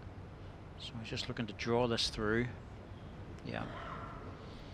Well, he spent 2 timeouts. Does he get the return? It's the shoulders the problem for Stuart Anderson, and he hasn't been punished with it, and that by Greg Harlow standards is a poor ball. 2 red. I'm surprised at that, because it's been going so well before. Well, you've just picked up a 3, and it looks like you're going to give it away again. Murmurings in the crowd at the Jurors Centre in Perth. It's hard to beat a good old murmur at a bowling match. That looked pacey from his hand. Oh, Stuart, what's he doing? Oh dear.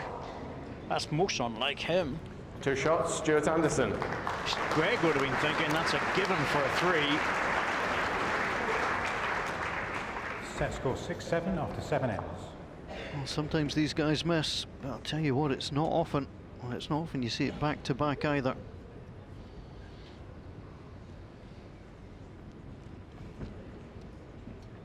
It is well poised.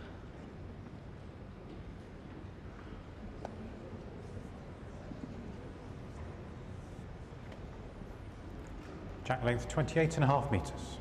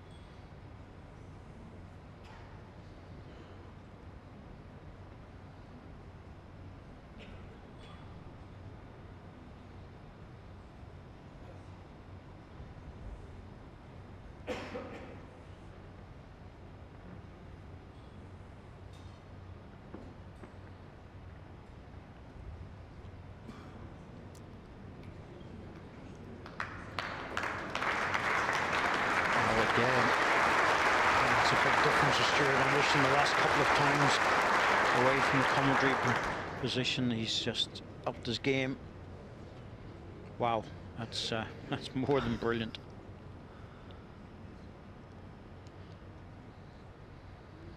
Forcing Greg to play the shots. He's right off the edge of the mat with just the front toe on it. So at the point of delivery, his foot has to be on or above, and he is.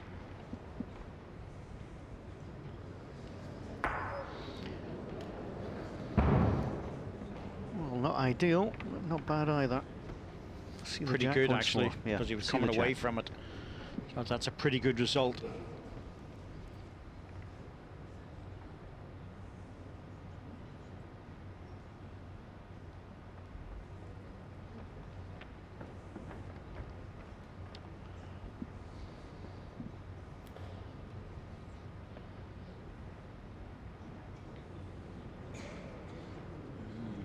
Didn't look Making there the from the trip. hand. Yeah. But it looked, it just looked low, didn't it? Really.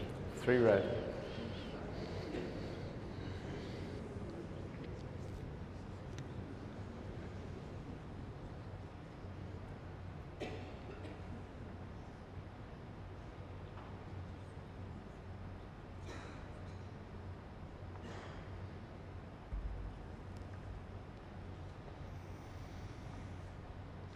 So an opportunity for the green ball.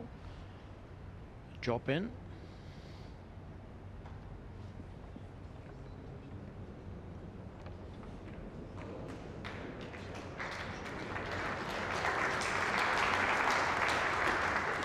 One red.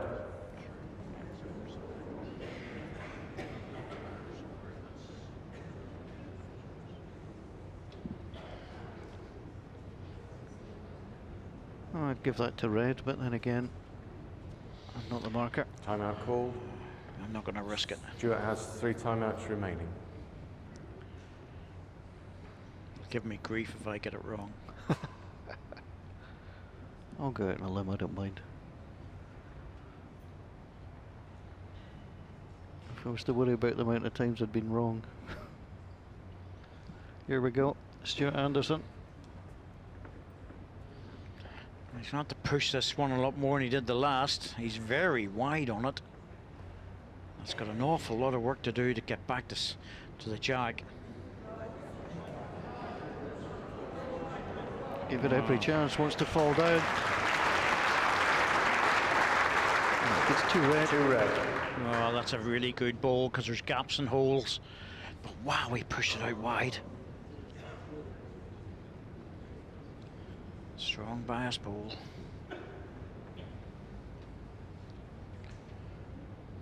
Got to play us with a little bit of weight, surely. Nope, going for the draw.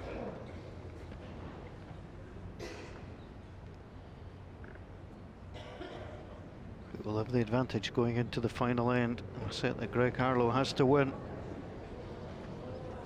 The answer to that is Stuart Anderson.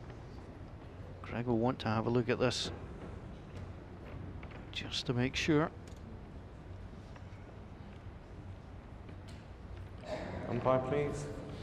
Well, the marker is called 2. And our rings say 2. I think that's worth a measure. And Greg's measuring just to make sure, because Yeah. I would. Well, so would I. Every time I would. If it's that close going into the last end, the difference between needing 1 or 2 shots.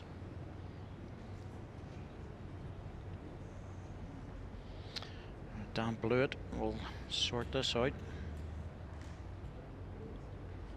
All you can do is watch. Say a wee prayer perhaps that it's yours, Stuart. Confident, I think. More importantly, the players are staying away from them and just letting them get on with it. We really don't like to see players sit, as they often do in various competitions, standing over the umpire. No, just let them get on with it. 2 shots, Stuart Anderson.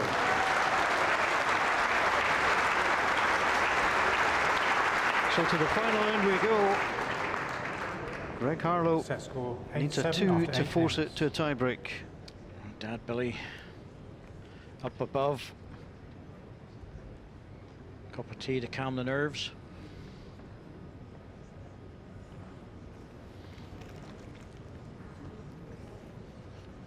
Brilliant centre here at yours, because you can see from the top gallery like that for the players and Jack length 28.5 metres. officials. It's a super place to be able to watch the game.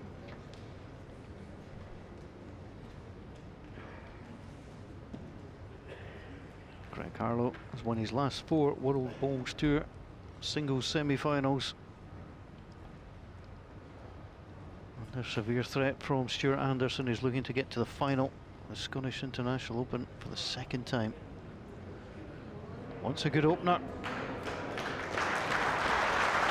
Good to start with.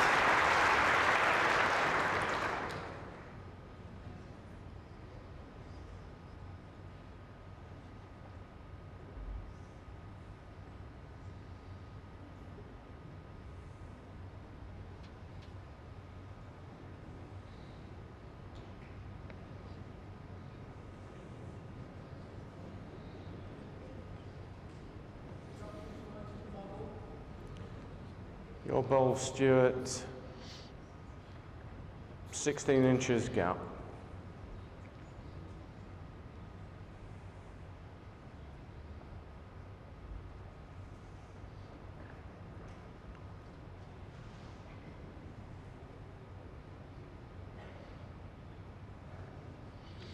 Well, he's made an adjustment. It's just how good it is. That's very good. That is very good indeed.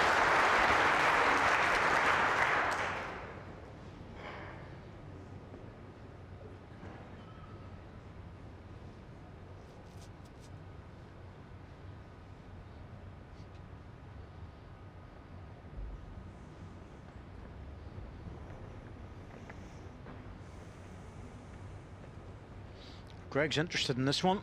He's chasing up after it. It's definitely not right.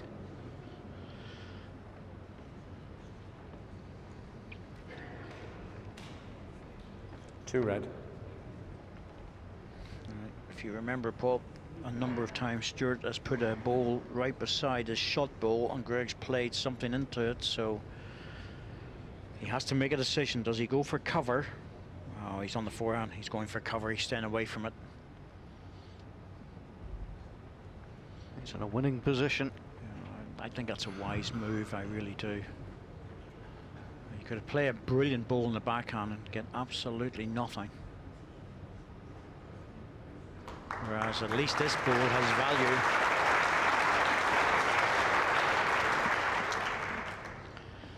Interesting to see if Greg decides to open this or just draw it off. Well, his ball's equivalent of Houdini at times, Greg Harlow. Hard to see how he's going to escape out of this one. Look where his toe is. Wow. Yep. Really trying hard to hold the ball up, and he's close. That gives him a wee chance.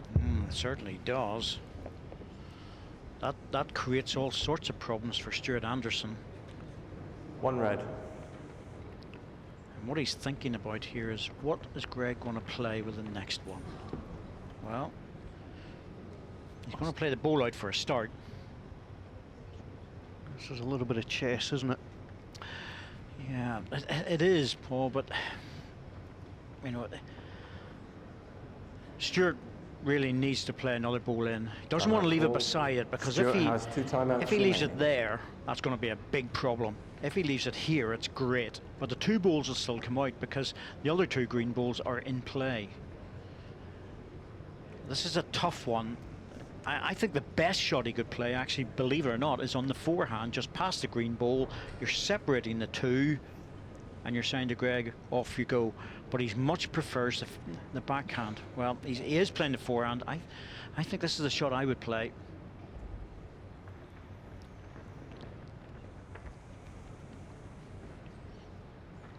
What he wants to do is just get between the 2 green balls. He wants to pass this one. If he hits it, he's in trouble.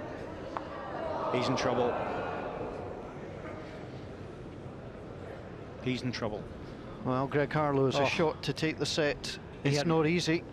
Wonderful weight for that. There's the shake of the head. He knows that was a perfectly weighted ball. But if Greg removes the red one now, he scores 2. Well, we knew it would come down to a few moments of magic.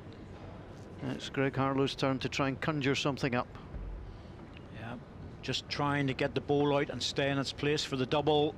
He's on a tight line with a little bit of weight. Will he get back? He's going through, and Stuart Anderson One is shot, going second through. set, and a match. Stuart Anderson. Stuart Anderson is going through to the final of the Scottish International Open. He has vanquished the former champion in a terrific game, which went right to the final ball.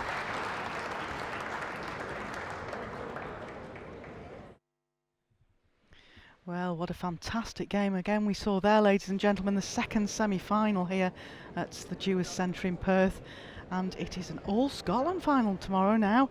But what a game of bowls we had there. Stuart Anderson went 6-0 up, then 7-0 up in the first set, only to find Greg came all the way back at him and narrowly defeated in that first set, 7-5. And it was 4-all and then 7-6 in the second set.